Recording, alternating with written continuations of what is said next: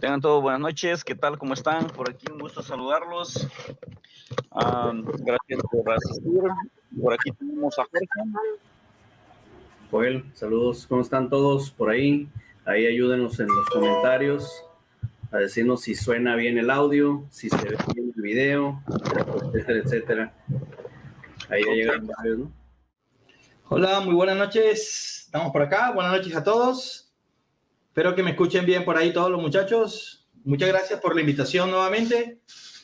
Desde acá, desde Colombia, estamos en este momento y bueno, digamos que hacemos el esfuerzo por compartir algunas cosas, pero no sé si tan expertos, más o menos, y vamos aprendiendo. Poco a poco vamos aprendiendo. Muchas cosas interesantes. También aprendiendo de ustedes, que son personas que conocen bastante también y la idea de todo esto es como nutrir entre todo el conocimiento y avanzar. Bueno, digamos que estuvimos charlando esta semana para compartir con ustedes algún tema y don Marlon de Dimautos me sugirió que por qué no tocábamos un poco el tema de la electrónica, que está muy de moda últimamente, ¿no? Bueno, nosotros durante años, yo trabajé muchísimo tiempo cuando de pronto no se dictaban muchos cursos, así como ahora que hay, gracias a Dios, hay muchas oportunidades de aprender. Dictábamos con mucho énfasis un entrenamiento que tenía que ver con electrónica aplicada a la parte de las unidades. Entonces dábamos unos cursos relacionados con reparar las unidades. Cada día un poquito más complejo ese tema, pero en su momento pues fue un tema bastante interesante. Ha tenido como etapas, ¿cierto? Un tema así muy de Latinoamérica, porque realmente muy de la zona centro-sur, más que todo, por el tema de la dificultad de algunas unidades. Y sí, muy popular por el lado de Argentina, mucho por Chile, Ecuador, Colombia, Venezuela fue un lugar muy explotado para este tema. Y tenía que ver mucho con la dificultad de poder conseguir partes. Pero ahora, últimamente, ha tomado otra vez bastante relevancia por el tema del problema que no es desconocido a nivel mundial, el tema de los contenedores y el tema del suministro de partes electrónicas. Entonces ha venido siendo como un tema pues bastante bueno. A mí me sirvió mucho esa electrónica para entender primero el cómo funciona por dentro, que es un punto de partida interesante, y luego enseñábamos algunas técnicas para poder resolver puntualmente algunos problemas. Correcto. O sea, digamos, nuestro curso siempre fue enfocado a tratar de resolver cosas hasta donde se puede. Y luego hay temas que son más que complejos, para un taller no son rentables, que tiene que ver ya con una electrónica muy profunda. Y sin embargo dictamos todavía, con Autoavance dictamos mucho eso, algunos temas muy específicos de varios módulos sobre unidad de control. Entonces, bueno, eso es lo que de pronto creo que puede ser interesante compartir un esquema de eso y tratar de entender un poco el cómo funciona. Creo yo que podría ser importante. Yo me he dado cuenta que eso a mí por lo menos me dio mucho bagaje, ¿cierto? Mucho background para poder entender cosas, sobre todo en la medida que van evolucionando los autos. Porque si tú entiendes la electrónica en sí no ha cambiado mucho. O sea, la electrónica es la misma electrónica de siempre.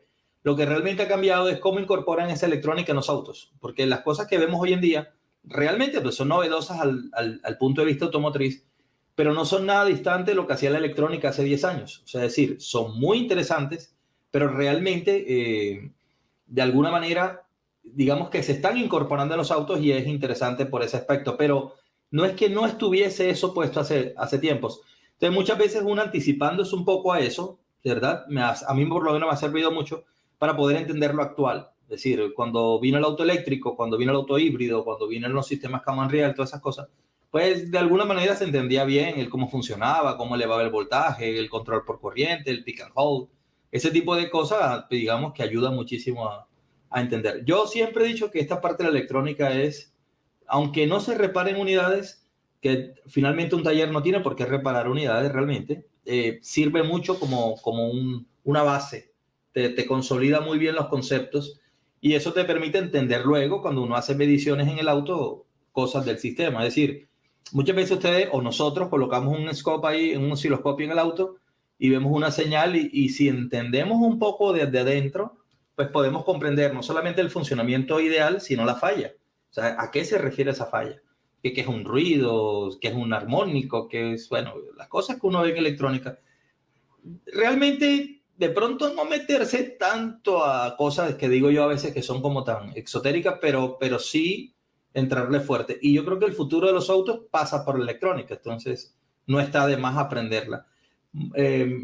Creo yo que también es un error después de cierta edad, ¿cierto? No aprenderla, sino querer esforzarse demasiado en hacer algunas cosas que físicamente a veces ya nuestro cuerpo no permite. Particularmente algunas mediciones ya en cosas muy pequeñas, ¿cierto? Sin la ayuda de estereomicroscopios o querer resoldar un microcontrolador que nosotros nunca hicimos y querer después de cierta edad empezar a resoldar. No quiere decir que no esté bien, ¿cierto? Sino que a veces nos frustra un poco eso porque no tenemos esa practicidad, porque muchos de nosotros, incluido, no fuimos electrónicos de televisores, de radio, o sea, no tenemos una trayectoria de muchos años haciendo electrónica y muchos no tenemos 16 años, ¿cierto? 17 años. O sea, algunos de nosotros que estamos estudiando en la actualidad tenemos ya una edad que no necesariamente es que estemos viejos, pero sí dificulta un poco el poder concebir algunas cosas ya muy pequeñas de la electrónica. Entonces yo creo que eso si nosotros lo balanceamos bien y entendemos bien el concepto, hay algunas cosas en las cuales nos podemos apoyar de terceros. Digo, gente un poco más presta a eso, nuestros hijos, nuestros qué sé yo, algunos los nietos, los sobrinos y tal, y nos pueden dar una manito y no frustrarnos, porque una de las cosas que frustra de reparar unidades, ¿cierto? Es toparse una unidad y querer ya de una vez resoldar cosas, y ahí yo creo que a veces hay que tomar también un stop y tratar de entender que muchas veces no tenemos la practicidad para hacer eso. Y me incluyo yo ahí también, ¿no? Porque de alguna manera pues no estamos todo el tiempo haciendo electrónica. Bueno, eso es lo que les voy a contar un poco.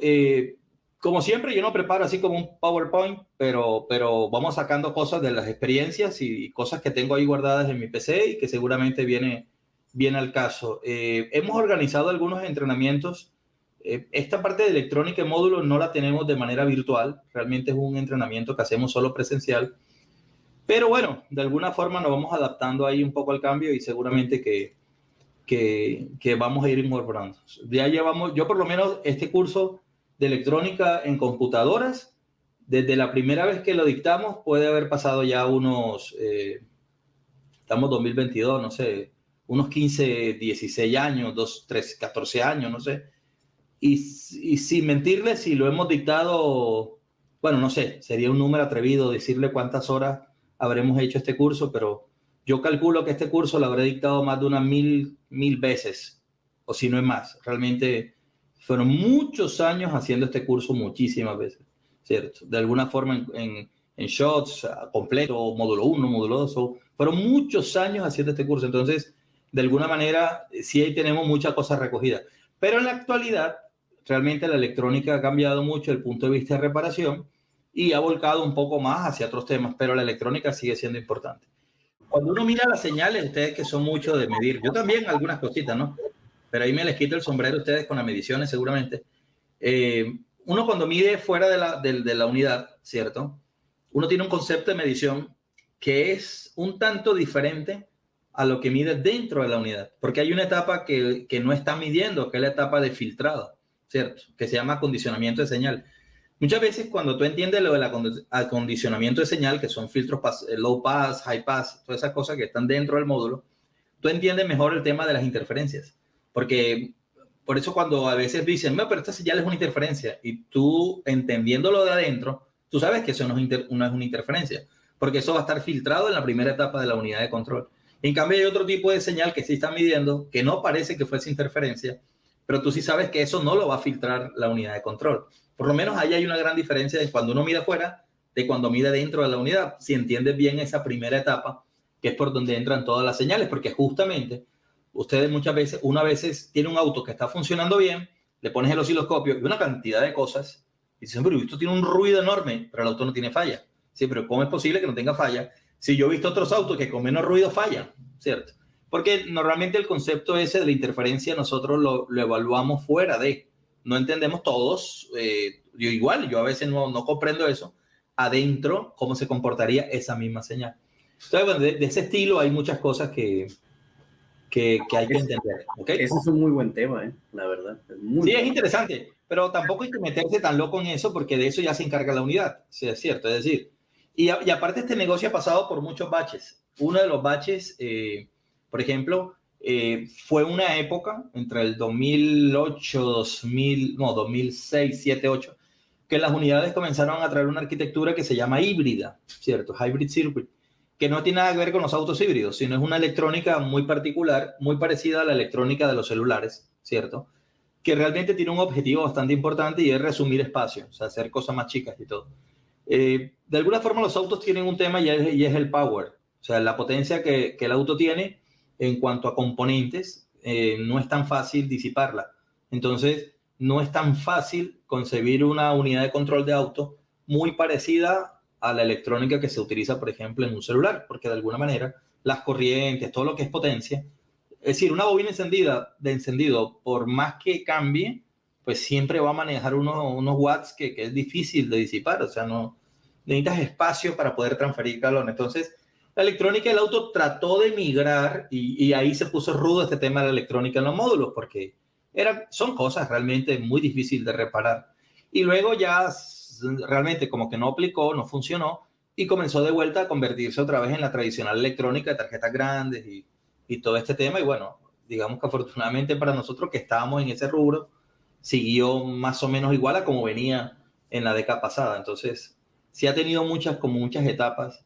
Con este tema, por ejemplo, cuando salieron las unidades con inmovilizador y todo esto, que estoy hablando del año 2004, 2005, 2006 también fue una época interesante porque se pusieron muy baratas las unidades. Hacia el año 99, 2000, 2001, 2002. Estaba muy fácil de conseguir.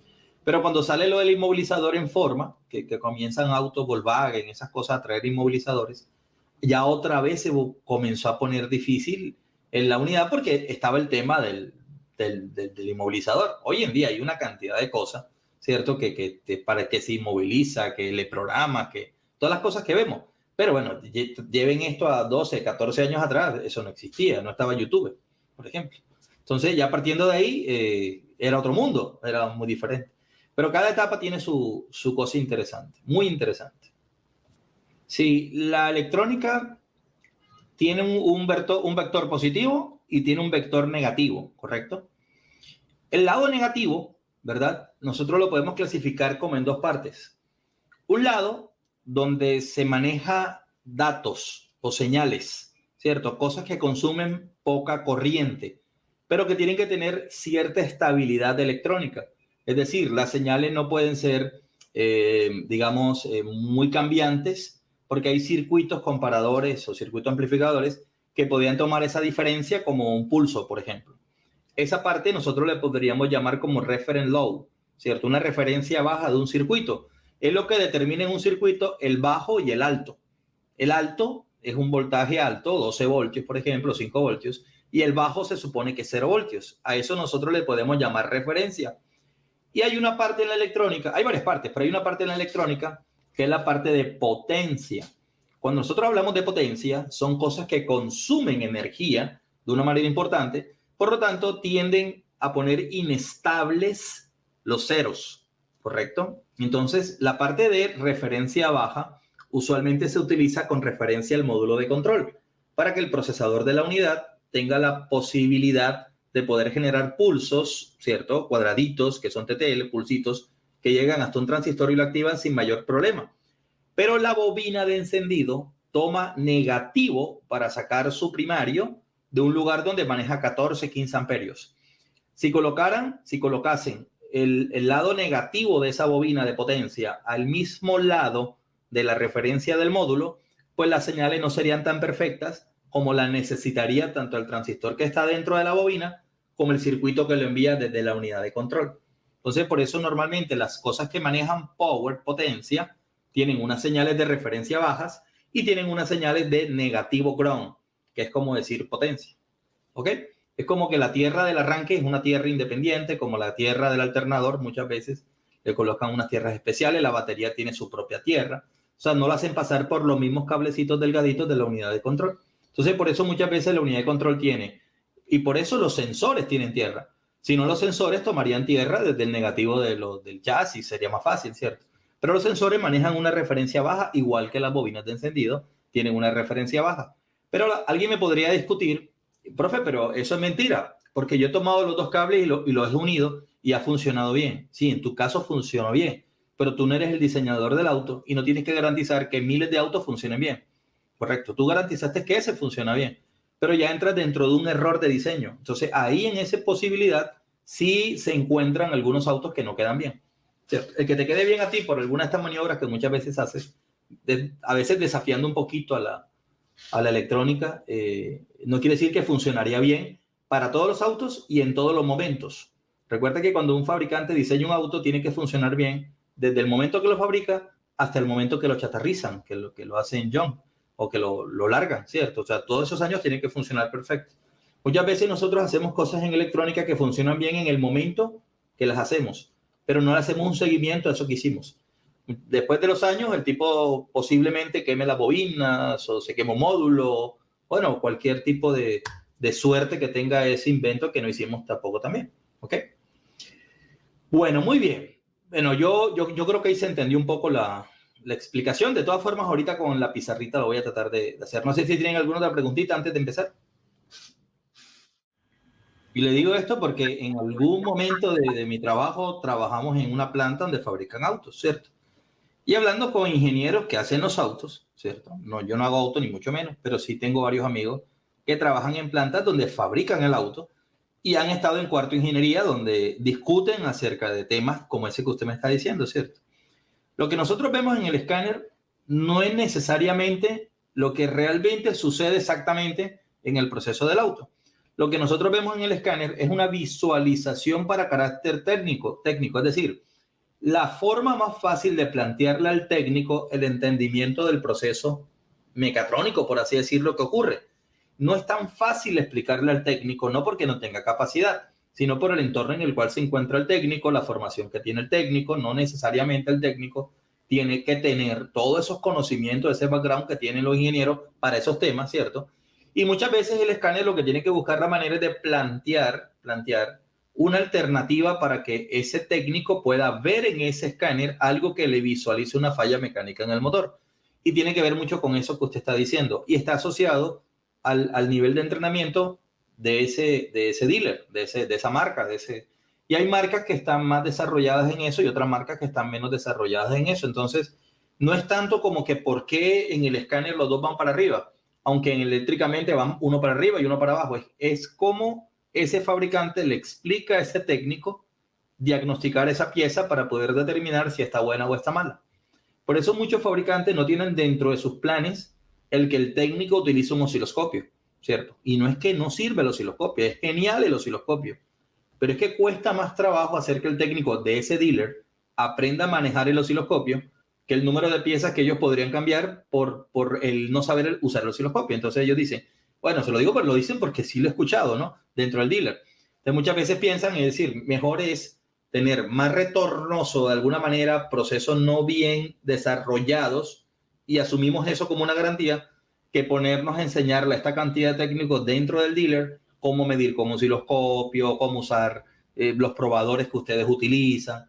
Pero un taller no está en ese entorno, ¿cierto? Usted, Joel, Jorge, Marlon, los que estamos acá, o a mí mismo, no es fácil en un taller decir, bueno, listo, el troll body no funciona, lo voy a colocar a un lado, pongamos otro para probar. Eso no es tan fácil en nuestro entorno, ¿cierto? Pero si tuviésemos ese entorno así, de esa forma, generalmente no tendríamos por qué hacer tantas pruebas como las que nosotros desarrollamos, ¿cierto? Porque, digamos, desde todo punto de vista no es fácil nosotros poder decir, vamos a cambiar una unidad, vamos a cambiar el cableado completo, ¿cierto? Para probar.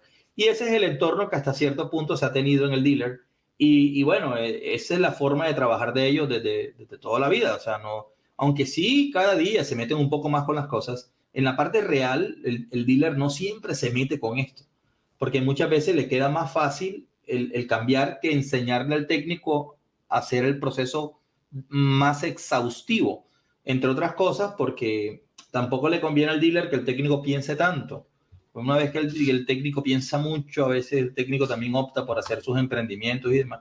Entonces yo creo que es una gran escuela, pero está enfocada a un mercado y un mecanismo de trabajo muy diferente que el que tenemos todos en un taller externo al dealer, que ahí es donde de pronto ustedes adquieren pues mucha más práctica de lo que normalmente se hace en un dealer, ¿cierto? Del punto de vista de resolver problemas. No es que sean mejores ni peores, no. Eso no se compara. Son dos trabajos completamente diferentes. Entonces, el escáner de automotriz que ustedes compran, las marcas que compren, incluido la que vende DIM Autos y cualquier marca, realmente esos escáneres funcionan en base a los equipos que existen de dealer, ¿cierto? No es que tu escáner es diseñado para un auto y se lo fabricaron solo para ese auto y vinieron y hicieron un desarrollo. No. La gran mayoría de equipos, por no decir todos los equipos, ellos se basan en el diseño original y en base a eso, pues hacen sus desarrollos, ¿cierto? En pocas palabras más, palabras menos, pero realmente es como si fuese una copia del equipo OEM. Tanto así que muchos fabricantes del equipo OEM venden una línea aftermarket que es igual a la línea OEM. Entonces, a partir de ahí empieza todo. O sea, es decir, el escáner realmente no está diseñado para nosotros fuera del dealer. Realmente está diseñado de manera igual a los escáneres que están diseñados para el dealer. Con más cosas, menos cosas, más marca, menos marca, pero al final viene siendo muy parecido a lo del dealer. Y el dealer no está diseñando el escáner o los fabricantes de escáner que le fabrican al dealer, porque no es el dealer no fabrica escáner o la marca dealer no fabrica escáner. Ellos están diseñando esos equipos realmente en función del sistema de entrenamiento, de la capacidad de sus técnicos, de estudios de mercado, una cantidad de cosas que a veces uno no tiene en cuenta. Entonces, por eso muchas veces algunos datos que uno ve en el escáner, cuando entiendes un poco la unidad, no te cuadra. Dice, pero ¿cómo hablan de porcentaje y está en cero? ¿Cierto? Pero cero no es una unidad de porcentual, debería estar en 100%, 50%, 20%, ¿por qué dice 1, por ejemplo?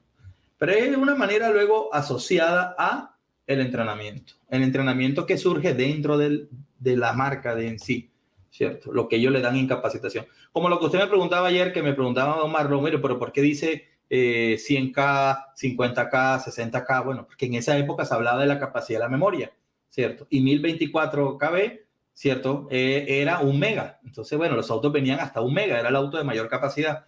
Y eso, ¿cómo lo aprendimos? Bueno, realmente en esa época, si te leías bien la información del dealer, estaba puesto en algún lugar. Que luego ya eso salió del mercado porque las memorias triplicaron su capacidad y fueron hasta 8 megas.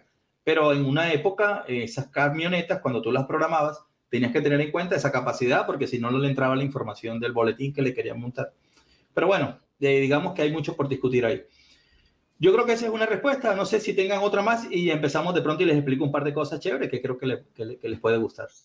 Bueno, ahí utilicé un Paint para mostrar un poquito. El tema que vamos a charlar un poco tiene que ver con la electrónica de los módulos, ¿cierto? Entonces, la electrónica del módulo es idéntico o igual o parecido o muy similar a la electrónica que nosotros tenemos en toda aplicación del punto de vista, digamos, familiar o industrial o doméstica. Es muy parecido, correcto. Lo único es que funciona con unos criterios bastante especiales y estos criterios tienen que ver mucho con poder hacer que ese televisor funcione en un automóvil, así de sencillo, o que una radio funcione en un automóvil. Ese ejercicio uno lo podría ver cuando anteriormente los autos y los buses y ese tipo de cosas no venían con teles incluidas. No sé si ustedes son de esa época. Que la gente le adaptaba una tele en los autobuses. No sé ustedes, muchachos, si alguno es de esa época. Yo fui de esa época, donde la gente montaba en el autobús una tele para ponerla para que la gente viese en el autobús de provincia a provincia la tele, pero la tele no estaba hecha para el autobús. Entonces ustedes se dan cuenta que cuando el tipo, por ejemplo, tocaba la bocina, cuando el tipo, por ejemplo, qué sé yo, hacía cambio de luces o cuando daba arranque, la tele cambiaba la forma con la cual visualizaba la imagen. No sé, ustedes muchachos, si recuerdan esa época, era algo bastante común. Bueno, eso mismo que sucedía en esa época, principalmente pudo haber sucedido con las unidades de control. ¿Por qué? Porque si la unidad de control no estuviese hecha para la parte automotriz, correcto, literalmente no podría funcionar. ¿Por qué no podría funcionar? Porque muchas de las cosas que ella tendría en su interior, del punto de vista de señales, si tomas una partecita por acá, todas esas señales que tú tendrías ahí en el interior, ¿cierto? No podrían funcionar porque principalmente tuviesen mucha inestabilidad. Entonces, el automóvil tuvo como requisito para poder de alguna manera diseñar cosas para ser montadas ahí desde el punto de vista electrónica, una cantidad de circuitos que no estaban estudiados para los elementos de la casa, ni tampoco para las maquinarias y muchas aplicaciones. Entonces, gran parte de esta electrónica que ustedes ven por todo el auto, que es la unidad de control, toda esta parte que está aquí, gran parte es difícil de entender desde el punto de vista de electrónica, porque hay muchos circuitos que no se utilizan en otra aplicación, pero hay muchos que sí. Es decir, lo que es la fuente, tal, lo que uno conoce ya, de que ustedes han escuchado ya, eso es muy representativo, pero hay una cantidad. Si usted me pregunta, profe, ¿y por qué esto tiene aquí tres filtritos de 2 nanofarads? ¿Por qué tiene eso ahí? Si yo destapo los televisores y no tienen eso, bueno, porque muy seguramente el televisor no tiene un sensor como el TPS, que está al lado del trailer control, y ese funciona con una corriente que alterna dentro del inductor y eso genera unos ruidos gigantes, y muy seguramente el televisor no lo tiene, correcto. Entonces, como no lo tiene, ¿para qué va a tener estos filtros que están puestos acá si no tiene esas señales que vienen de allá, ¿cierto? Contaminadas. Entonces, a partir de ahí, se genera en la unidad de control una necesidad, que es hacer la misma electrónica que nosotros tenemos en nuestro hogar, pero de alguna forma que pueda funcionar en un lugar que es una fábrica, ¿cierto? Podría decirlo, una fábrica de ruido electrónico. ¿Correcto? Que podríamos hablarlo y después lo pueden investigar como los CMC. Esa parte, digamos, tan compleja, que es esa fábrica de ruidos electrónicos, que son las bobinas, los inyectores, la IAC, el actuador de mariposa, todas esas cosas necesitan una cantidad de componentes para que estos procesadores puedan funcionar. Por eso las unidades de control se tornan complejas, porque tienen muchos circuitos para poder atenuar esos ruidos, muchos circuitos para poder estabilizar esos ruidos, en fin. Tienen muchas cosas para eso. Entonces, yo ahora lo que voy a hacer es tratar de definir unas partecitas de la unidad, como para que quede medianamente claro, ¿cierto? Y luego sobre ellas discutimos un poco alguna de ellas. Simplemente tomamos el análisis de alguno de ellos y lo discutimos, y creo que ahí, digamos, podemos llegar, por lo menos en esta clase, a algo interesante. Y luego, bueno, si tienen preguntas también las pueden ir desarrollando como si fuese una clase, no hacerlo un poco tan mecánico, pero sí de pronto si lo consultan, pues podría ser interesante. Bueno, yo voy a colocar acá, ¿cierto? Voy a definir en una unidad de control. Las unidades de control en el automóvil tienen, como ustedes lo conocen, muchos nombres. Ustedes conocen la unidad de control del motor, por ejemplo, que es lo que usualmente se llama como la SM. Luego hay una que se llama la ECU, si ustedes lo recuerdan, Engine Control Unit. Luego hay unidades de control que son las PCM, que es como la suma de varias computadoras, como el SM más el TCM. Entonces, Ford, por ejemplo, y General Motors le pusieron en un momento dado PCM. Luego está la unidad del ABS, por ejemplo. Luego está la unidad del airbag, por ejemplo, el RCM o el SRS. Y así el clúster, el IPC. Cada una de ellas tiene un requerimiento, ¿cierto? Cada una de ellas tiene un requerimiento y cada una de ellas se hace diferente a la otra en alguna cosa. Por ejemplo, si nosotros pensamos en estas tres, tienen una cosa bastante complicada en común. Tienen complicada en común los los kilovoltios. Ahí está mejor, ¿cierto? Y decir, bueno, ¿cómo así kilovoltios? Si las computadoras funcionan a 12 voltios. Bueno, los kilovoltios, ¿qué quiere decir? Bueno, básicamente quiere decir que esas unidades de control, de alguna manera, pueden manejar miles de voltios con el tema del encendido, por ejemplo.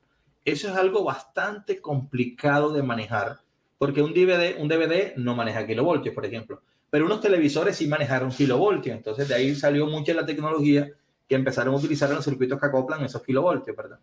Luego tenemos cosas interesantes, por ejemplo, como que el ABS, por ejemplo, el ABS funciona como un motor y ese motor consume más de 15 amperios.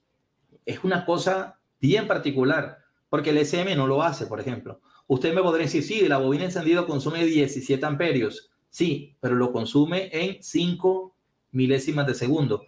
El motor del ABS lo consume hasta en 10 minutos, por ejemplo. Entonces ya es bien particular el circuito de la unidad de control del sistema de frenos ABS. O sea que tiene otra trayectoria electrónica que le permite ser o diferenciarse de la unidad de control de motor. pero tiene similitudes. Por ejemplo, son los compartidos muchos de los circuitos que se utilizan en la fuente, por ejemplo, en el boot de datos. Luego tienes, por ejemplo, cosas como el airbag, ¿cierto? Y tienen una cosa interesante, y es que están diseñados para funcionar una vez, ¿cierto? Te dirán, pero ¿cómo así diseñados para funcionar una vez? Pues sí, sus componentes están diseñados para destruirse en la operación.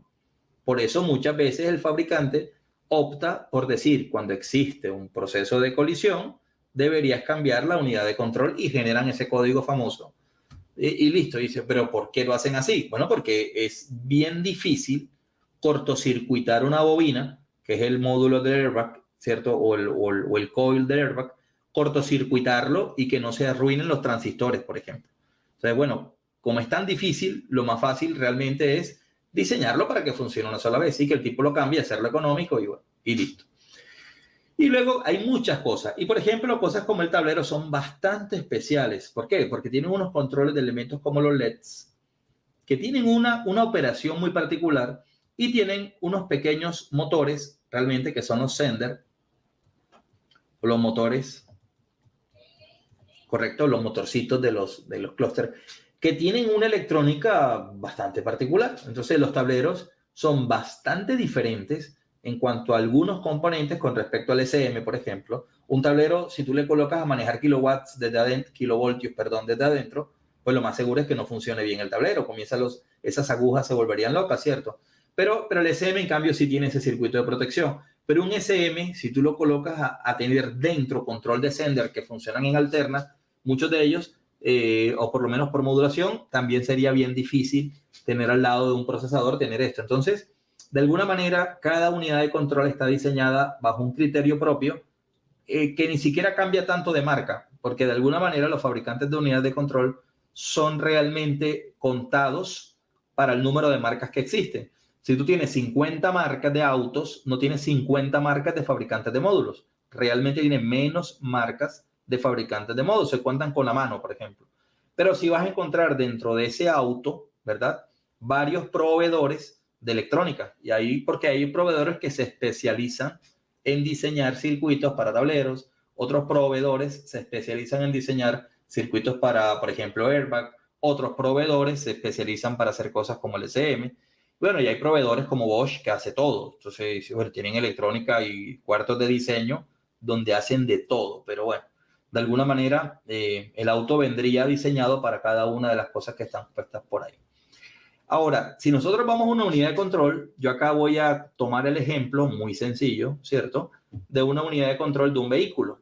No estamos hablando del tablero, ni estamos hablando de nada. Estoy hablando de la unidad de control electrónico diseñada para un automóvil, ni siquiera último modelo. Estamos hablando de un auto medianamente nuevo, ¿correcto? Y que, bueno, vamos a tomar como ejemplo ahorita para la charla, como para que se entienda un poco mejor, ¿ok? Bueno, básicamente, si nosotros pensamos en esto, todos entendemos, o ustedes, o todos, o la gran mayoría, no sé, yo por lo menos lo entiendo un poco así, no sé si alguno no, pero igual lo explicamos. La mayoría de unidades todas tienen un conector, ¿correcto? Un conector. Aunque ustedes me dirían también, profe, ¿sabe qué? Yo he visto algunas unidades de control que hoy en día ya no tienen un conector eléctrico, ¿cierto? Hoy en día inclusive la mayor cantidad de señales que manejan, la manejan por Bluetooth, como por ejemplo una unidad TPMS o un módulo RFA que tiene 6, 7 cables y maneja una cantidad de señales, pero la mayoría son por wireless. Pero eso no es la gran mayoría, ese es uno que otra unidad de control. La gran mayoría de automóviles que utilizan módulos de control utilizan conectores eléctricos que tienen un terminal hembra que acopla en un terminal macho. Es decir, un terminal hembra que acopla en un terminal macho básicamente quiere decir que hay un pequeño terminal que va conexionado eléctricamente a un terminalito hembra y ese terminalito hembra y ese terminalito macho están unidos hacia unos circuitos. Bueno, de esa manera funciona la gran mayoría de conectores de las unidades de control. Y miren que inclusive cuando se diseña una unidad de control, se tiene en cuenta esta resistencia que se llama resistencia de contacto, que tiene que estar al orden de 1.000.000. Miren lo interesante que es. O sea, es decir, por eso muchas veces cuando ustedes tienen aquí una resistencia alta, ustedes tienen caídas importantes y una cantidad de fallas que no están cobijadas dentro de una falla del fabricante muchas veces, porque El fabricante siempre va a pensar que este contacto es perfecto, pero por ahí empieza todo, ¿cierto? Como también empieza la alimentación que tiene la unidad de control, dice cuántos voltios maneja la unidad de control. Bueno, en ese orden de ideas, nosotros vamos a pensar lo siguiente. Si nosotros pensamos que en ese conector entran las cosas que se supone que deben entrar a la unidad, nosotros podemos establecer que en ella, ¿cierto?, funcionan algunas señales y algunas alimentaciones que son típicas de todos los sistemas, ¿cierto? Por no decir los sistemas más modernos, pero vamos a hablar por lo menos de los sistemas más aplicados, por así decirlo. O sea, no todos los autos, pero quizás sí la gran mayoría. Usualmente la alimentación de las unidades va a ser como, digamos, la corriente que entra por esos conectores, ¿correcto? Nosotros la podremos llamar como el positivo, yo le podría decir aquí más 30, por ejemplo, que es el hot all times o el positivo directo de batería. Ahora, todos podríamos pensar en cuánto es o de cuánto es esa tensión en la actualidad. Hoy en día tenemos esos positivos, normalmente, son positivos de 12 voltios. Hay automóviles que utilizan tensiones de 24 voltios. Hay algunos sistemas que utilizan tensiones de 36 voltios ya en automotriz. Y hay hoy en día un sistema que se llama PowerNet, o hay muchos sistemas PowerNet que utilizan tensiones de 42 voltios. Quiere decir que no necesariamente todas las unidades son de 12 voltios, pero sí les diría que por lo menos el 95% de las unidades que en este grupo que estamos nosotros hablando acá, de las personas que estamos acá, la gran mayoría funciona con sistemas de 12 voltios. Pero alguien podría salir por allá que trabaja, por ejemplo, con montacargas Toyota o montacargas Hyster, que tienen tensiones de módulo de 36 voltios y utiliza la misma unidad de, qué sé yo, de un Mazda, por ejemplo, Mitsubishi, ¿cierto? Dice, bueno, yo lo vi y funciona a 36.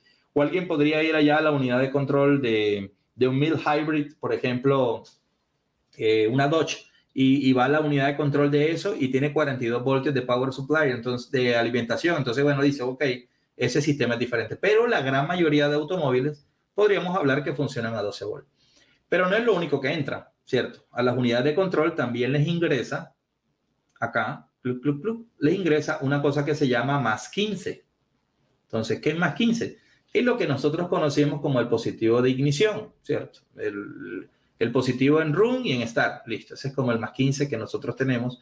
Eso es muy conocido. También va a ser de 12, 24. Pero hablemos realmente de lo que es, y es que la gran mayoría de estos son de 24 voltios. Luego, la unidad de control necesita un cerramiento del circuito, porque todo circuito tiene una parte de alimentación y una tierra. Pero resulta que las unidades de control no tienen una sola tierra. Ustedes dirían, ¿pero por qué no tienen una sola tierra? Bueno, porque no es lo mismo la tierra de un circuitito como este, ¿cierto?, que la tierra de una patita como esta, por ejemplo. Vamos a hacerlo en otro color para que lo podamos ver. No es lo mismo la tierra de un circuitito tan delicado como este que la tierra que tomaría este circuito por esta patita. Tienen una diferencia bien importante y es el grosor del terminal.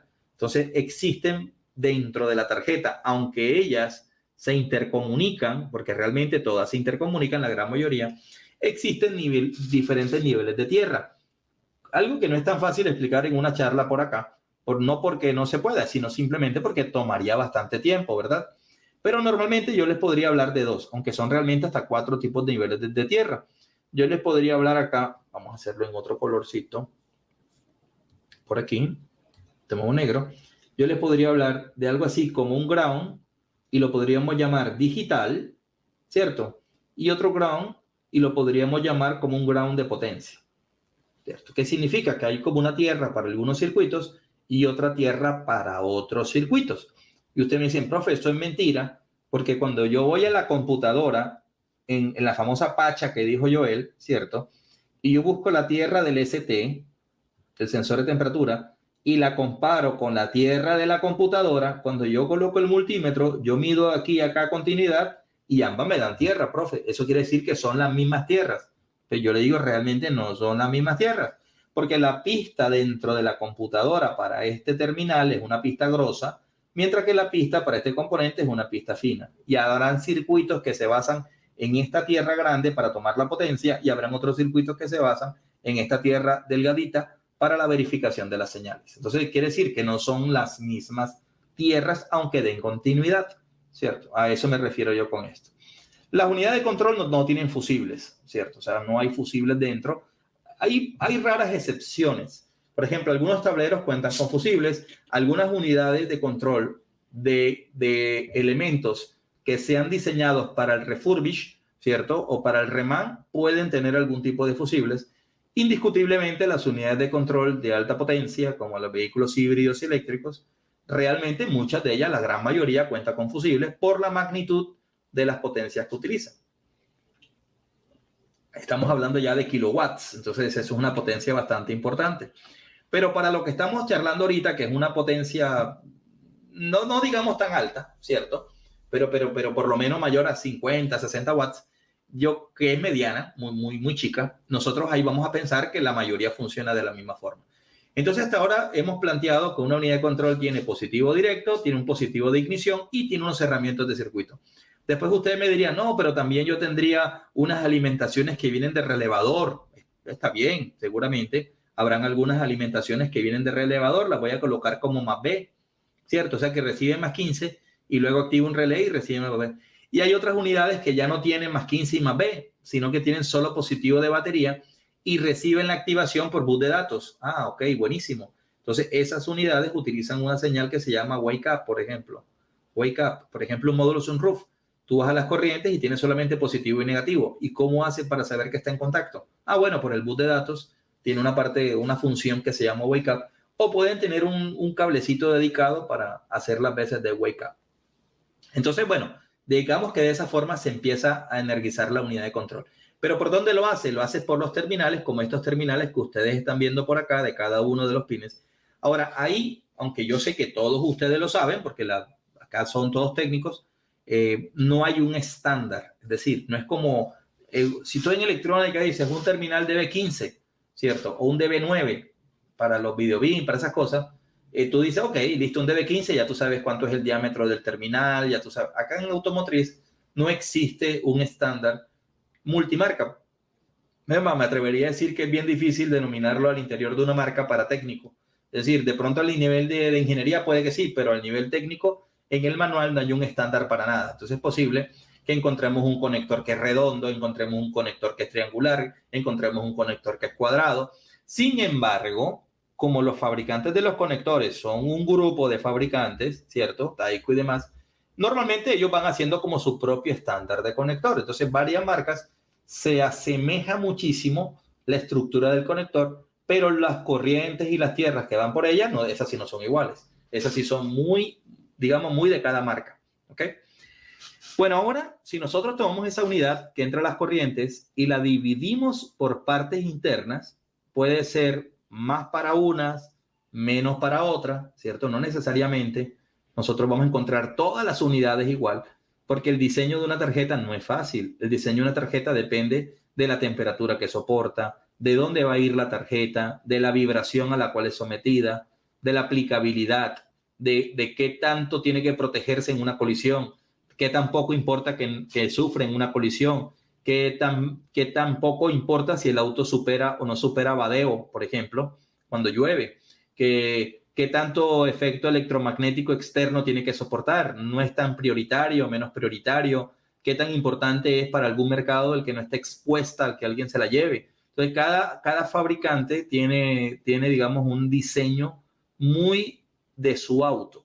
Por eso muchas veces nosotros no entendemos cómo es que el tipo se imaginó, ¿cierto? En su ingenio, poner la unidad debajo de la rueda delantera para que cada vez que pase por un lugar con agua le caiga el conector y se rompan 4 pines de corriente, por ejemplo.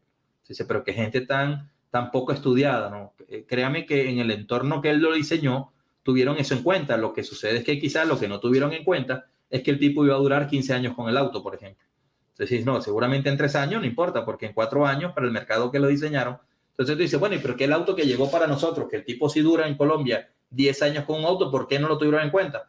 Porque muchas veces los autos no son diseñados para nuestros mercados en Latinoamérica. La gran mayoría son diseñados para Norteamérica, Europa, y no llega un poco lo que ya está diseñado. Entonces tampoco hay que ponerlo en la balanza de que es un mal auto, simplemente tiene un diseño que no siempre está tropicalizado a nuestras condiciones. Bueno, yo voy a colocar acá, y ahorita hacemos un mini set de preguntas, si gustan, y yo colocaría acá algunas partes. La primera parte que yo voy a colocar tiene que ver con el circuito, correcto, que está por aquí. El circuito que se encarga de tomar esos voltajes y convertirlos en algo regulado. ¿Por qué? Si ustedes recuerdan lo que es digamos, un automóvil, ¿verdad? Aunque ahora ustedes tienen sistemas Smart Charge y tienen sistemas que tienen fuentes DC-DC, en fin, tiene una cantidad de cosas en los autos. Normalmente, cuando ustedes tienen eso en un auto, las tensiones que ustedes tienen en la entrada, ¿qué es la entrada? La entrada son estos voltajes que ustedes tienen acá de 12 voltios y todo. Las tensiones no son constantes, son un poquito variables, porque el auto, por ejemplo, da arranque y cae, acelera, sube, se sostiene, listo. Ahí está funcionando muy cercano, por ejemplo, a 12 voltios. Pero si nosotros pensamos en las piezas que están dentro de la unidad que funcionan con electrónica, llámese procesador, memoria, amplificador, driver, todas esas cosas que están dentro, la gran mayoría no podría funcionar con una tensión que es fluctuante. La gran mayoría tiene que funcionar con una tensión que es muy, pero muy estable, ¿cierto? Y todos, bueno, no todos, pero la gran mayoría conocemos que esas tensiones usualmente son tensiones de 5 voltios, ¿correcto? Que es como el estándar que nosotros tenemos en la gran mayoría de unidades de control. Pero eso ha cambiado muchísimo. Y ustedes dirían, ¿pero por qué los fabricantes de auto lo cambiaron? Pues realmente no. Los fabricantes de auto no tienen nada que ver con eso, o muy poco tienen que ver con eso. Realmente esa designación de tensiones se mueve más por el mundo de la infotainment, el mundo de los celulares, el mundo de las laptops, el mundo de la portabilidad. Y la portabilidad es como llevar portable energía, porque depende de baterías. Y la portabilidad ha cambiado la manera de llevar la energía. Es decir, la parte que nosotros tenemos como usuarios de un celular, de una laptop, ha cambiado en el tiempo en gran medida por la forma en la cual tú llevas la energía almacenada en las baterías. Y ha existido unos cambios, por lo menos en esta década, bastante importantes sobre esos voltajes. Entonces, los procesadores que se hacen en gran medida para esos dispositivos, más que para los autos, ¿cierto? Ya no funcionan todos a tensiones VCC de 5 voltios, sino que muchos hoy en día funcionan a tensiones de 3.3 voltios. Y algunos funcionan a 2,6 voltios, por ejemplo, y algunos van a ir a 1.5 voltios, pero digamos que ha ido cambiando un poco los valores de referencia. Sin embargo, yo les podría decir que de la década de los 90 hasta la actualidad, el gran porcentaje de unidades de control funciona con 5 voltios. Quiere decir que estos circuitos que están puestos acá están realmente diseñados no solamente para regular el voltaje, sino para estabilizarlo, y de ahí el nombre de pronto de la parte estabilizadora que me comentaron, estabilizarlo y volverlo una tensión regulada de 5 voltios. Esos 5 voltios, ¿para dónde se van a repartir? Pues principalmente esos 5 voltios van a ir a la pieza más importante que tiene el sistema, porque es el cerebro de todo, ¿cierto? Que ahora vamos a hablar de él.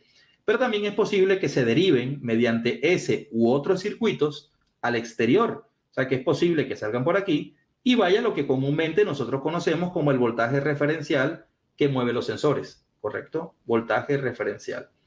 Que si bien también es un voltaje de 5 voltios, hace unos años realmente compartía circuito con el voltaje del procesador. Al del procesador, usualmente nosotros le llamamos voltaje referencial, ¿cierto? Voltaje continuo de circuito. Discúlpeme ahí, me equivoqué. Ahí vamos.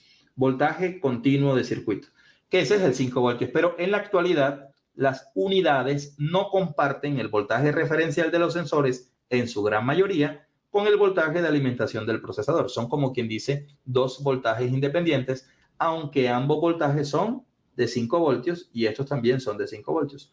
Pero no es uno solo. Si ustedes se han dado cuenta, en los escáneres o en el manual dice voltaje referencial 1, voltaje referencial 2. General Motors tiene, por ejemplo, 4 voltajes referenciales. Isuzu tiene 4. Toyota tiene 5. Cada marca tiene por ahí un valor referencial. No todo le llaman referencia. Muchos le pueden llamar inclusive VCC, como el caso de Toyota, que le sigue llamando VCC. Bueno, ese sostenimiento de energía va acompañado de algunos circuitos que se llaman, como quien dice, filtros estabilizadores, o como ustedes de pronto le quieran denominar. A mí me gustaría llamarle como le llaman normalmente, ¿cierto? Que son supresores y estabilizadores. Entonces, hay circuitos que ayudan o coayudan, ¿cierto? a que la fuente pueda funcionar. Entonces, la fuente no funciona por sí sola. La fuente funciona porque hay un grupo de componentes que permiten funcionar. Pero hay una pieza en esa fuente que nosotros le llamaríamos a esa fuente el regulador de tensión acompañado del regulador de tensión, porque es como que entre ellos dos hacen una regulación para un principio de operación en ese ejemplo que tenemos ahí, que es una unidad de control electrónico de Bosch. Bueno, esos circuitos como esto que está acá, que esto es un diodo, si ustedes eso lo miden, esta cosa es un diodo, habría que entender qué tipo de diodo es, que es un diodo Zener y todo eso, pero finalmente creo que está un poquito feo ese diodo. Listo. Ahí, un diodito. Esto es un capacitor, por ejemplo. Esto es un filtro, un capacitor, listo. Ellos brindan estabilidad porque de alguna manera la corriente o la tensión que ingresa por estos terminales, mire que son gruesos, ¿sí los pueden ver? Esos terminales que están acá son gruesos, se supone que esos terminales van para acá, son la potencia que entra a la unidad de control. Calculen que estos terminales que están viendo ahí son bien diferentes a estos terminales que ven al ladito. Fíjense que estos son delgaditos y estos son corrientes importantes. Algunos fabricantes no utilizan estos cables gruesos, utilizan varios de estos cables delgados. Y algunos utilizan gruesos y delgados porque tienen que meter una potencia importante a la unidad de mando. A esta primera parte nosotros le podríamos denominar en esta charla, no sé si, a ver, ¿qué pasó por aquí? Aquí está. Le podríamos decir en esta charla, porque así se llama realmente en la ingeniería, que esa parte la podríamos considerar como una parte denominada como la fuente. Correcto. Entonces, ¿qué hace la fuente? Bueno, la fuente podrían definirla como un regulador. Es un regulador de voltaje, es un atenuador del voltaje, es un estabilizador del voltaje, un regulador de la tensión. En fin, bueno, tiene todas esas funciones. Porque de alguna manera la fuente es variable, ¿cierto? Es decir, el voltaje de ingreso es variable, pero la fuente en su salida es bastante constante. Aunque no siempre funciona a 5 voltios, sino es posible que funcione a 3.3 y a 2.6. Por ejemplo, si ustedes van a un cuerpo de acelerador de un auto que recuerde, de un Kia, por ejemplo, Kia 2015, vas al cuerpo del acelerador y muchas veces en la alimentación del TPS no encuentras 5 voltios, encuentras 3.3 voltios, ¿cierto? En cambio, después vas a el mismo Hyundai o Kia del año 99 y el sensor de posición de la mariposa tiene 5 voltios, no tiene 3.3. Entonces son completamente diferentes las tensiones, pero para el fin que se quiere es el mismo, porque realmente lo que me interesa es la variación del sensor que está dentro. Bueno, ya hablé un ratito acá. Este es como el primer circuito que estoy aquí como comentando. De pronto, Joel, si alguno tiene sobre esto alguna preguntita o queremos compartir un poco para no volverlo un monólogo acá. Sí, tengo una pregunta por aquí que me hicieron. Fíjense que dice, pregunta para el Inge, dice, ¿las computadoras son diseñadas por muchos ingenieros en una fábrica? Dice. La pregunta es, dice, ¿ha usted encontrado alguna falla de diseño o algún componente que no debería tener o caso contrario que le falte algo que debería tener una ECU? Sí, algunas veces en tantos años, más para la tropicalización de esa unidad, es decir, más para un mercado en particular que de pronto tiene unas condiciones y quizás el fabricante no tuvo como el cuidado de pensar en ese mercado, ¿cierto? Y efectivamente se averiaron las unidades de una manera importante en ese mercado por eso. Caso de bobinas, bujías, cables, ese tipo de cosas. Sí se han hecho algunos reemplazos, también se han hecho algunas mejoras para algunas empresas, pues, lógicamente acá no se puede comentar, pero se han hecho algunas mejoras de producto y se han, de alguna manera, pues se han hecho muchas cosas interesantes por ese lado, ¿cierto? Entonces, sí y no. O sea, realmente digamos, es muy difícil decirlo, los fabricantes no es que se equivoquen, sino que los productos evolucionan. Entonces, de pronto lo que nosotros entendemos hoy como una mejora, no se podría pensar como una mejora hace 10 años porque no existía el componente, ni tampoco existía el proceso. La electrónica ha cambiado bastante, pero cambia bastante por los materiales. Entonces, sería también injusto decir que él se equivocó. De pronto lo hizo con lo que tenía. Y hay otra cosa importante a tener en cuenta. Cuando nosotros pensamos en una reparación de una unidad, estamos pensando en una, ¿cierto? Dentro del departamento de ingeniería y diseño, el que mejor lo hace es el que lo hace bien, pero muy económico. ¿Sí me hago entender? Entonces, para nosotros no es lo mismo pensar que tú vas a comprar un transistor y nunca se va a quemar, y ese transistor vale $1, correcto.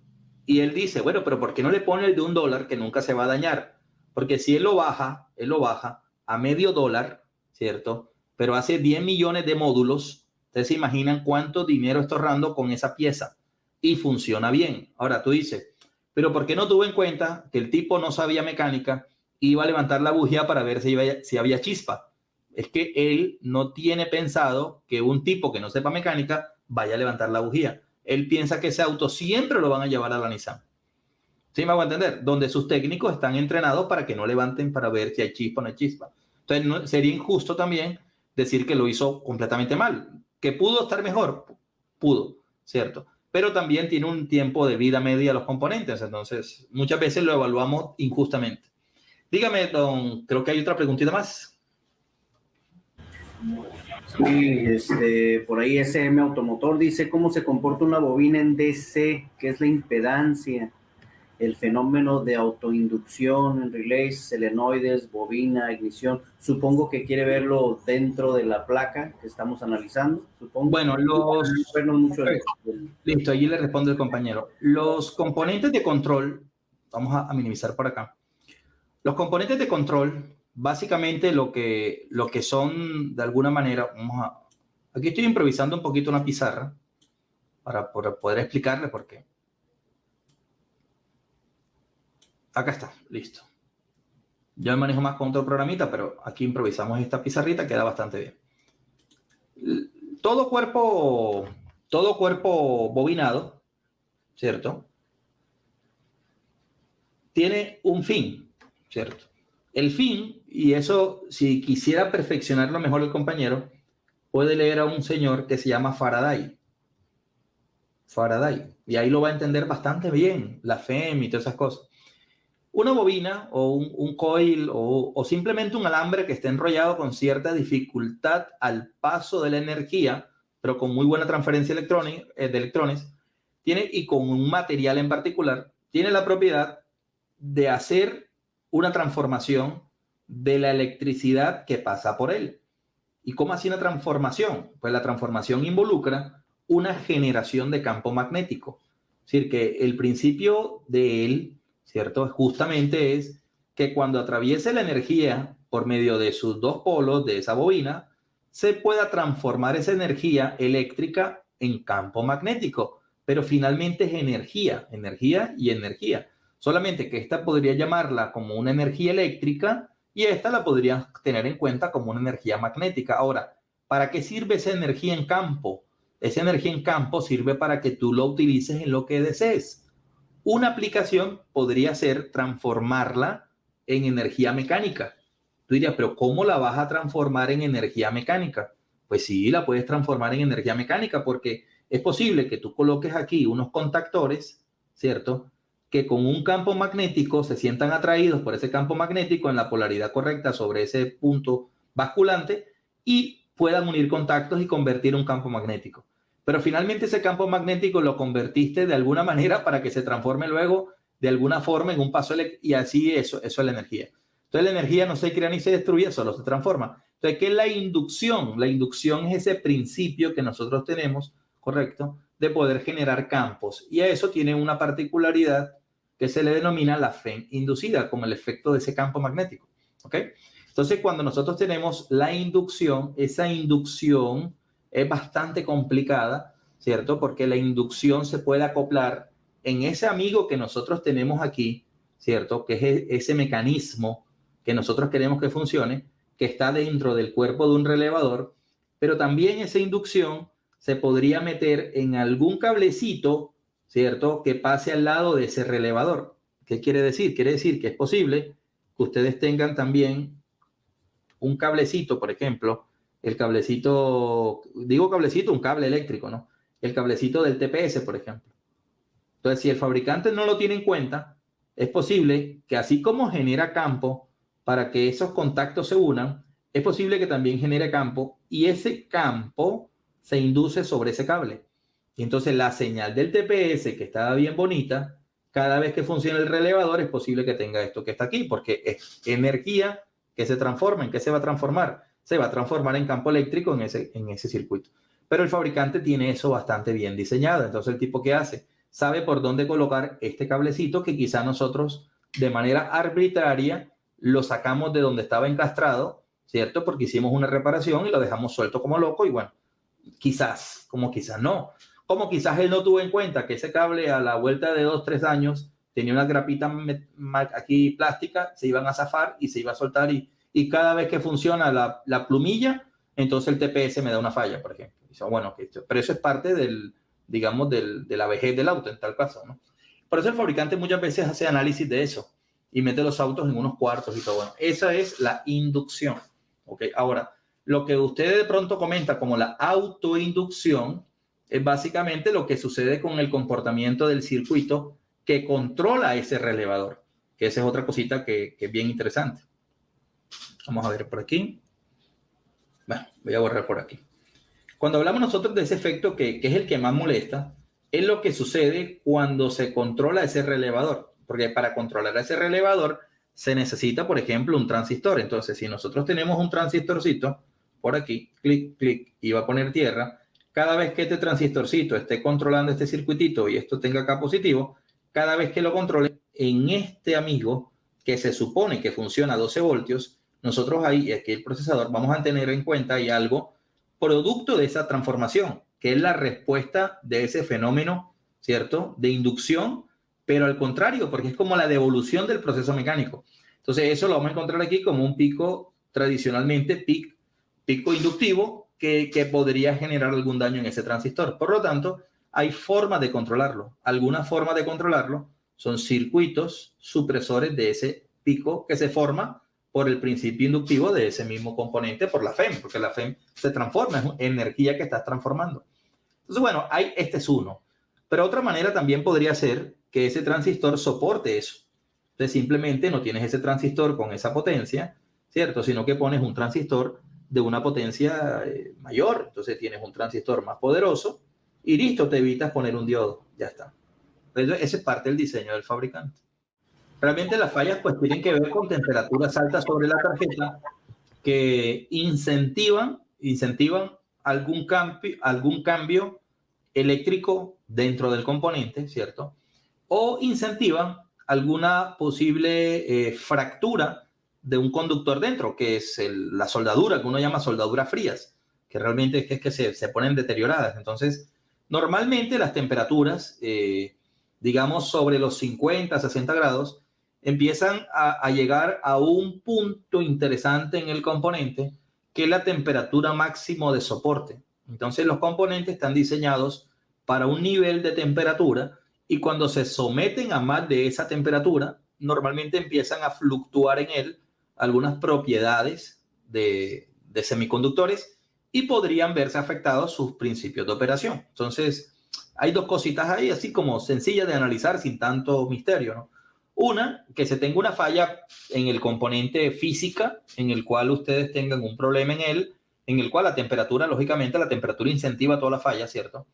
Y la otra, realmente importante, es que se tenga algún problema estructural en la tarjeta, alguna soldadura que no está adecuada, que con temperatura tienda a comenzar como a volverse floja, ¿cierto? Entonces, bueno, la conducción de esa soldadura no es tan buena en esa temperatura que estamos hablando, que normalmente puede estar sobre 50 grados. Ya. Y también hay otra importante y es que la unidad de control se haya cambiado del lugar original donde estaba. Ese tipo de computadora, dice, las traen los fiestas en Venezuela y se quema mucho la placa, se funda y se les hace un hueco. ¿Será un problema de diseño de ingeniería o por algún consumo de amperaje? No, lo que sucede realmente ahí es que esta piecita que está acá, que es un filtrito, ¿correcto? Es como una batería, ¿cierto? Entonces los condensadores, cuando los fabrican los condensadores, aquí está, ya lo voy a hacer.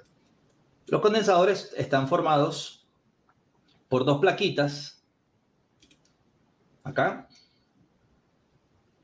dos plaquitas, y en el medio hay un separador. Entonces el separador es un líquido, ¿cierto? Usualmente esos líquidos empiezan a cambiar con el tiempo y se vuelven bastante corrosivos porque son ácidos realmente, ¿no? Entonces la vibración permite que ese líquido que está diseñado en parte para enfriar y en parte para separar estas placas y poder hacer el efecto capacitor, empieza a filtrarse por la estructura física del empalme de ese componente, y ese condensador que anteriormente era selladito y tenía 2 patitas, empieza a filtrar ese líquido, y ese líquido literalmente es ácido, ¿cierto? Como el ácido de las baterías. Entonces ese líquido empieza a hacerse por acá. Voy a colocarlo aquí otro color, por ejemplo, de color acá, así, empieza a filtrarse. ¿Y eso qué hace? Realmente, las tarjetas son como un sándwich, ¿correcto? Voy a borrar esto por aquí, perdón. Un segundito. Las tarjetas son como un sándwich. ¿Qué significa un sándwich? Si tú tienes una placa, ya lo que es, eso se llama el PCB, ¿correcto? El PCB es una placa por aquí, ¿cierto? Luego tengo otra placa por acá. Luego tengo otra plaquita por acá. Son varias placas. Más, eso lo puedes ver tú en el borde de la tarjeta. Te dice cuántas placas tienes. Y aquí en el medio hay separación de las placas. Acá hay separación de las placas. Separación de las placas se hace con baquelita o se hace con varios materiales. ¿Ok? Ahora, ¿sí? ¿Y esta placa qué quiere decir? Que hay una placa que es positiva, por ejemplo. Abajito hay una placa que es negativa.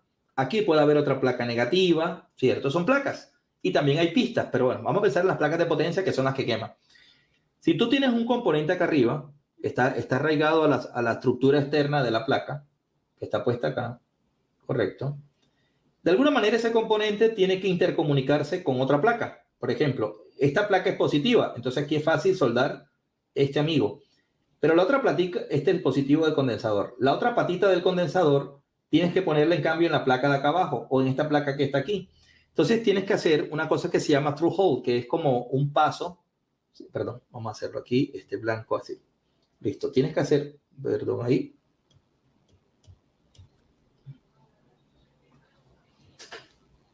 Ahora sí. Tienes que hacer como un paso para que la parte de arriba tome a la parte de abajo. Listo. Ese es como un pequeño pasito que existe ahí. Entonces tienes que hacer aquí un pequeño paso de aquí para acá. Para que esta parte que es la negativa vaya aquí y de aquí pase como por dentro acá. Muy bien. ¿Qué pasa si ese cablecito, Joel, voy a colocar aquí la A, la B. ¿Qué pasa si ese cablecito toca la parte A, por ejemplo, con la de B? ¿Qué pasaría, Joel? Hace un cortocircuito. Muy bien. Entonces, el through hole, que es un, digamos, como un agujerito en baño de oro, ¿cierto? La gran mayoría son en baño de oro. Él tiene una capacidad de soportar contaminación. ¿Contaminación de dónde viene la contaminación? Del agua, del aire, de muchas cosas, ¿no? Pero es un espacio muy bien hecho con una protección para que eso no suceda. Resulta que cuando ese componente empieza a perder vigencia y el trabajo mecánico empieza a hacer, digamos, en movimiento sobre la estructura del condensador, como una batería, la batería empieza a soltar ese líquido, Joel y Jorge, y empieza a ir para acá y empieza a hacer así. ¿Y qué creen ustedes? Empieza a comerse este separador y finalmente, ¿qué pasa si yo tengo un cable positivo muy cerca, un cable negativo y no tengo separación? ¿Qué podría llegar a pasar en la vibración del motor? A ver, ¿qué podría pasar? ¿Qué creen ustedes? A ver, ¿qué creen ustedes que podría pasar ahí, Joel, los que están por acá? Si yo quito el separador de eso, ¿qué podría pasar? Pues simplemente la placa que es positiva puede llegar a toparse con la placa que es negativa y ahí hace fuego. ¿Qué es lo que sucede en esa computadora, en esta zona de acá? Pero incentivada a ese líquido que se derrama por el condensador. Ustedes dirán, pues sí, es común, ¿cierto? Es común que eso suceda en un país, X país que dice el compañero. Entonces quiere decir que ese carro está mal diseñado. La pregunta del millón es, ¿a cuánto tiempo pensó el fabricante, ¿cierto?, diseñar esa tarjeta? ¿Para cuánto tiempo estuvo diseñada esa tarjeta? Entonces tú dices, ok, ¿De qué año son los autos que les pasa eso? Ah, esos son autos del año 2006, por ejemplo. ¿Cierto? Y estamos en el 2022. Entonces, realmente, el tipo no la diseñó mal. Lo que de pronto no sabía es que iba a tardar tanto tiempo funcionando para ese producto, que no es el producto más costoso de ellos. Entonces, hay dos cositas ahí combinadas, pero sí debería estar mejor arreglado ese tema. Entonces, hay unas que se caracterizan más que otras por la falla. ¿Entendido, compañeros? ¿Se comprende? A ver, ¿me copian? ¿Me están escuchando? Sí, sí, muy bien. Bueno, listo. Esa es un poquito la historia con eso, pero de todas maneras, digamos, no sé si queda respondido ahí. Bueno, ¿puedo seguir por acá un poquito? Que estamos Sí, un poquito sobre el tiempo. claro. Bueno, les voy a compartir pantallita. Listo. Entonces habíamos hablado que la fuente. Y luego hay una parte muy importante, que es el cerebro de todas las cosas que hay en el auto, que es el procesamiento de datos. El procesamiento de datos es como el secreto del fabricante para un motor. Entonces, él es un motor y cualquier módulo. Él ahí coloca su secreto. ¿Cuál es su secreto? Cómo se da la inyección, cómo funciona la inyección, cómo hace el ABS, cómo hace todas las cosas que ustedes quieran. Esta parte de procesamiento de datos, nosotros la podríamos dividir en dos partes importantes. Una parte de él la podríamos llamar como el procesador y otra parte la podríamos llamar como la información que está metida en él, que es la memoria. Listo, esa es la estructura más importante que está en el automóvil y es la encargada de poder visualizar todas las señales que maneja el auto. Todas. Desde la mariposa, pasando por el ST, el IAT, el TFT, bueno, las cosas que ustedes menos piensen. Pero para poder hacer eso, ¿cierto? Realmente ese procesador necesita una estabilidad tremenda y esa estabilidad tremenda es relacionada con el regulador de tensión.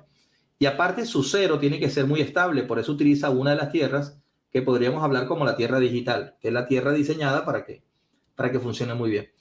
Bueno, aparte el procesador tiene velocidades. No sé si ustedes han visto que a partir del cambio tecnológico, los procesadores han aumentado su capacidad. Entonces procesan más rápido la información, que es donde sale el FlexCAN o lo que ustedes llaman ahora el FDCAN. Todas esas cosas suceden porque hay procesadores que son capaces de trabajar muchísimo más rápido cada vez. Nosotros podríamos pensar que los autos son una máquina de procesamiento enorme y realmente no es tan así. Recién se están exigiendo los autos en procesamiento, pero realmente muchas cosas que tenemos en nuestro entorno procesan más cantidad de datos que lo que procesa una unidad de control electrónico de motor. Por eso son sistemas que se llaman embebidos, son sistemas con código cerrado, son como un pequeño secreto del fabricante, entonces no tienen que intercomunicarse con muchas cosas del exterior. Pero inclusive podría afirmar que un celular de última generación podría procesar tantas cosas como cualquier módulo que nosotros tenemos en un vehículo actual, sin mayor problema. Por eso utiliza procesadores muy importantes. El automotriz no se requiere tanto, pero en cambio para temas de infotainment en el auto, sí se utilizan algunos procesadores que son mucho más parecidos a los procesadores que se utilizan en la parte de la vida cotidiana, digámoslo así. Bueno, ese procesador, ¿qué va a hacer? Principalmente va a recibir señales de todos esos amigos que están por fuera, que son los sensores. Entonces, esos sensores que están en el exterior, voy a colocarlos por acá afuera. Todo lo que nosotros conocemos como sensores, correcto, ellos vienen del exterior, ¿no? Se supone que todo sensor va a llevar una señal y esa señal se supone que va a llegar al procesador. Pero resulta que las señales de los sensores, aunque sean señales digitales, o sea, que tú tengas una señal que sea así, ¿cierto? Esa señal no está preparada para hablar con el procesador, porque el procesador es extremadamente exigente con la calidad de las señales que está recibiendo. Entonces necesita un acondicionamiento de esa señal. ¿Qué significa un acondicionamiento?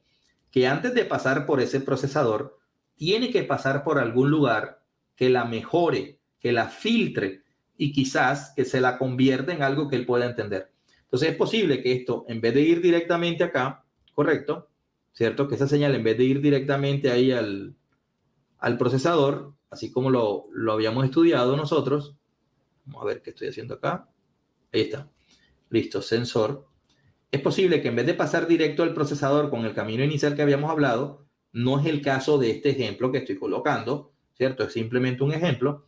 Es posible que ese amigo venga por acá, pase por una resistencia, tenga un condensador por ahí en la mano, vaya, por ejemplo, a un circuito, tenga un condensador en paralelo y de ese circuito salte directamente al procesador. Es bastante posible que lo haga de esa manera. Y aunque la señal sea la misma, porque ustedes me dirán, bueno, yo la medía ya la medimos en el, vamos a suponer que sea el CMP.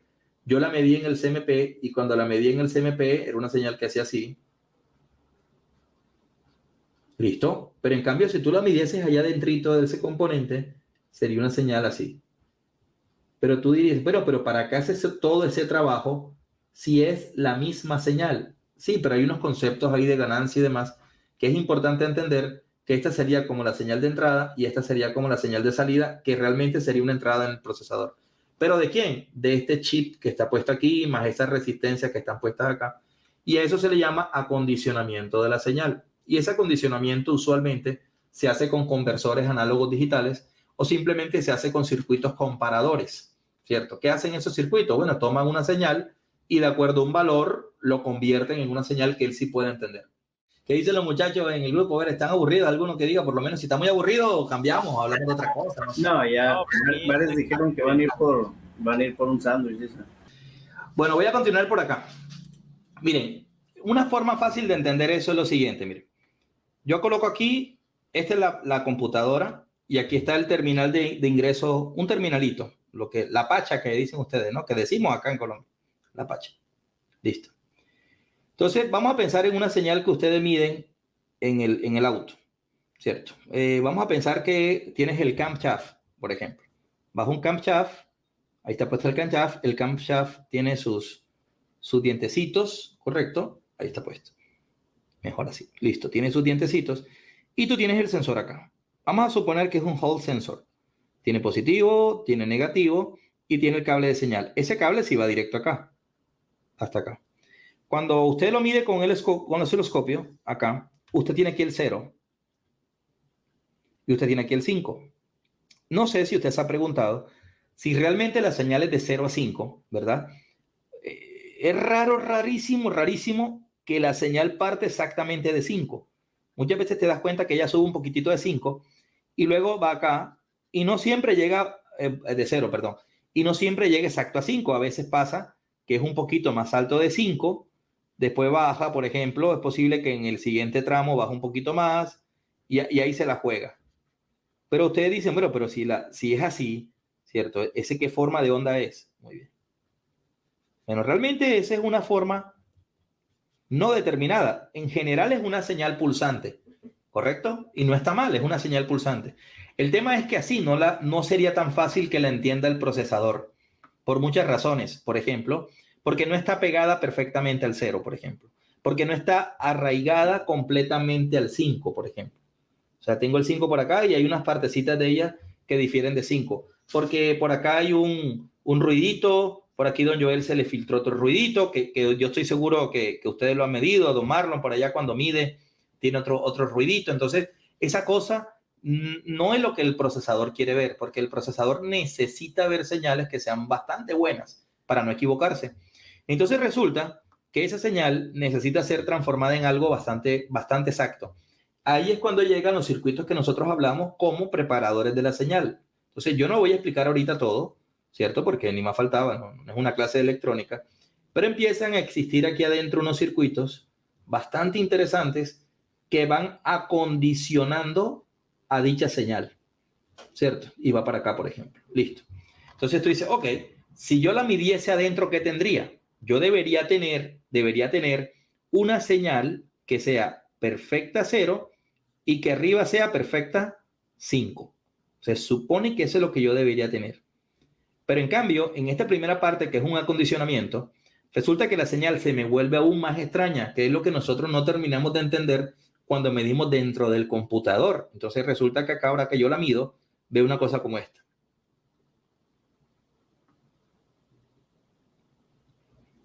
Una cosa así.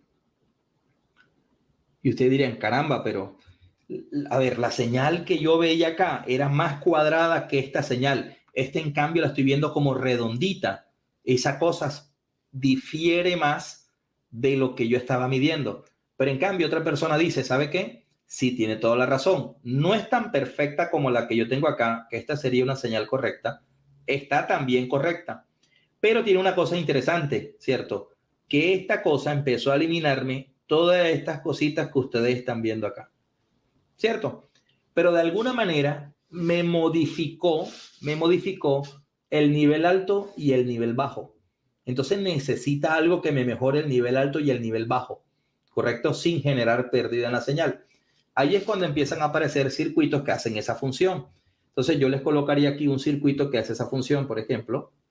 Les colocaría un circuito que compara un dato con otro, ¿cierto? Y él sí va a tener un lugar perfecto muy bueno, que va a ser 5, y un lado muy bueno, que va a ser 0. Pero 0 no de la misma tierra de la bobina, que ahí se entiende mejor, miren. Porque si fuese la misma tierra de la bobina, cada vez que la bobina tira chispazos en la tierra, no es que va a quedar planita. Cada vez que tira chispazos, esta cosa hace así. Entonces no va a ser de esa tierra, va a ser normalmente de una de las tierras que no es la de la bobina. Normalmente tiene que ver con las tierras de potencia, la de la bobina, y en cambio esta tiene que ver con las tierras, a ver, ¿cómo hago aquí?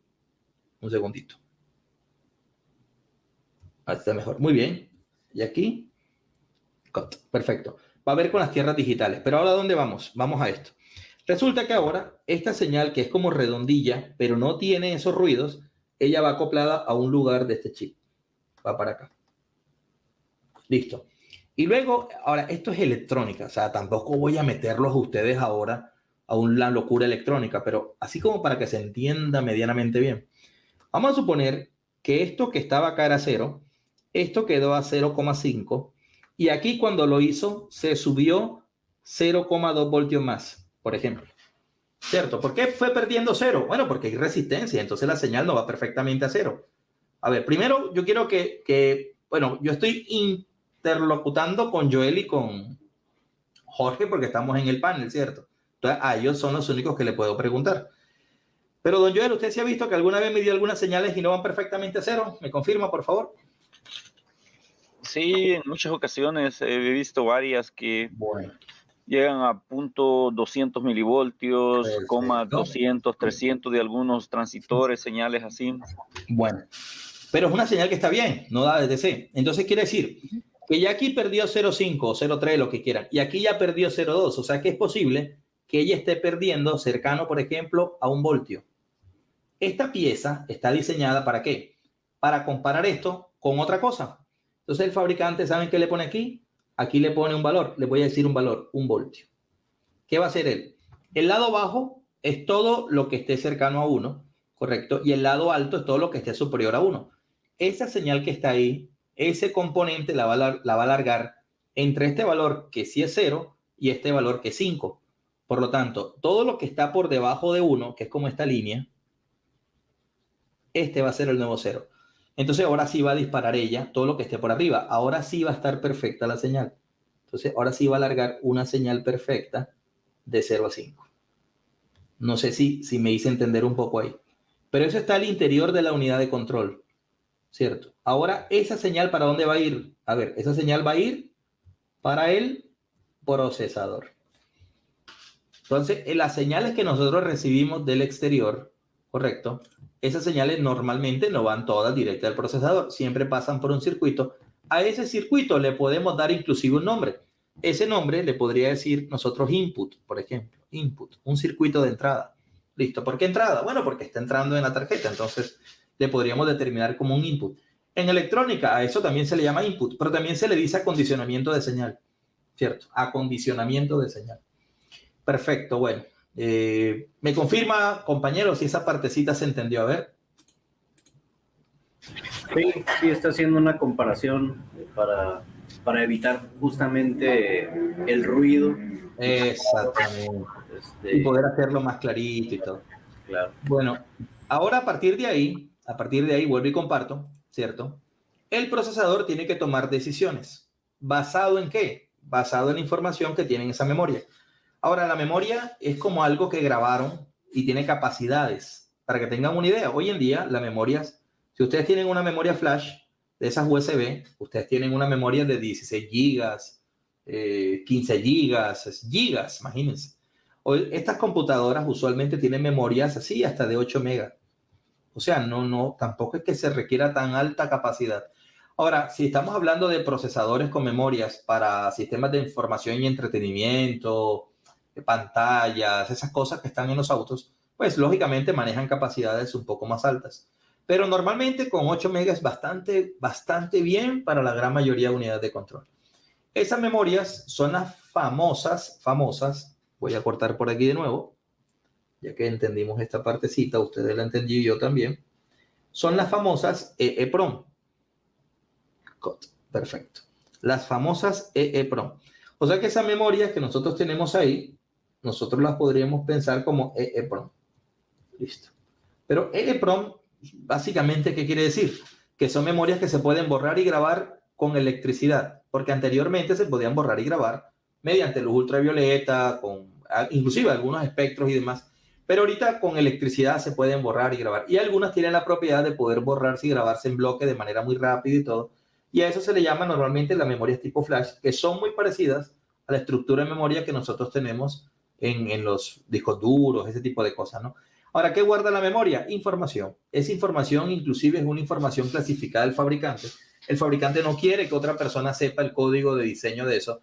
Y muchas veces está encriptado la información que tiene adentro, porque de alguna manera, si otro fabricante conoce el secreto de su mapa, pues lógicamente, más que el secreto del mapa, el secreto del código de operación de esa programación, que es diferente a lo que nosotros conocemos como el mapeo de una unidad de control, que uno llama el mapeo, la modificación.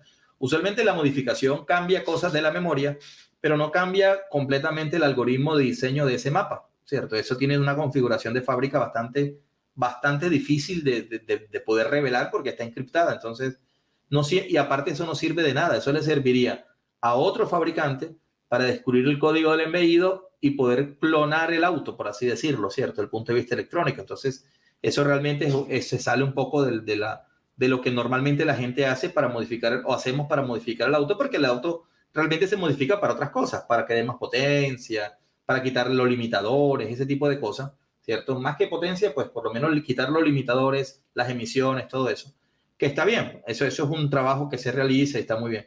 Entonces, esa información que está puesta ahí, ¿verdad? Depende en medida de cuánta capacidad yo tenga en la memoria. Pero el procesador, que está incluido muchas veces, dentro de ese circuito, porque hay circuitos que son circuitos coprocesadores y procesadores, que es procesador y memoria por separado, y hay circuitos que se llaman con microcontroladores, que son memoria y procesador en el mismo chip, que es lo que hoy en día más tenemos nosotros puestos en las unidades. Entonces los procesadores normalmente están trabajando sobre esas memorias para descubrir qué está por dentro y empezar a grabarle, borrarle, hacer cosas cuando está funcionando.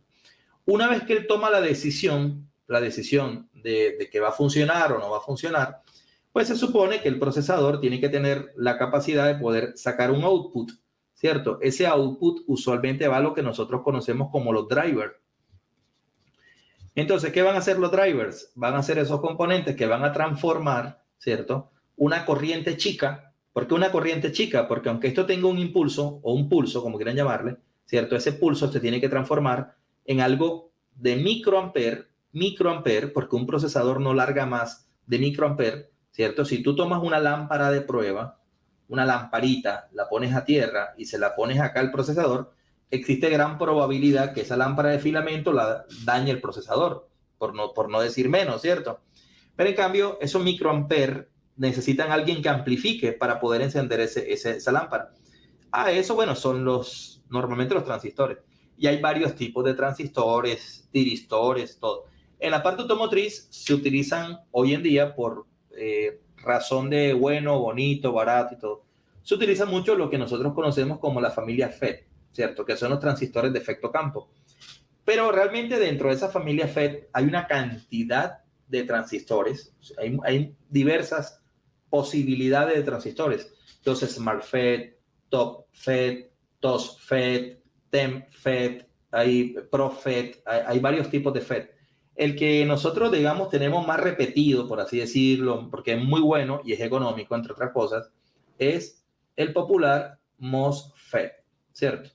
que básicamente es un transistor semiconductor de óxido de silicio con efecto campo, que tiene toda una explicación, pero bueno, el MOSFET, o los FET, que son los que nosotros encontramos acá como la mayor cantidad de drivers, ellos sí están encargados de tomar una señal de muy baja corriente y tensión regulada a 5 voltios y convertirla en un valor bastante importante con respecto a lo que nosotros podríamos pensar que es capaz de hacer el procesador. Es decir, que si el procesador quisiese activar, por ejemplo, la bobina de un inyector, voy a colocarlo acá, un inyector, correcto, si esto está positivo de 12 voltios, y yo tengo acá el procesador, y el procesador larga una activación negativa para esto, pues ese procesador no daría ni un pulso, porque antes de que dé el pulso, el 12 voltios que está acá, ya le generó un daño en unos circuitos que tiene de protección y lo va a arruinar. O sea que no podría funcionar, ¿cierto? Profe, yo he visto unos procesadores que sí hacen eso. Bueno, hay que ver qué procesador en automotriz está usando. Pero cuando hablamos de procesador en sí, no puede hacer esa función porque él tiene tantas funciones que no podría manejar 6 amperios en una sola, ¿correcto? Lo que puede haber son drivers con procesamiento, que es diferente. Entonces, lo que se estila hacer acá es jugarse con un amplificador. Ese amplificador puede ser normalmente un transistor o pueden ser varios transistores.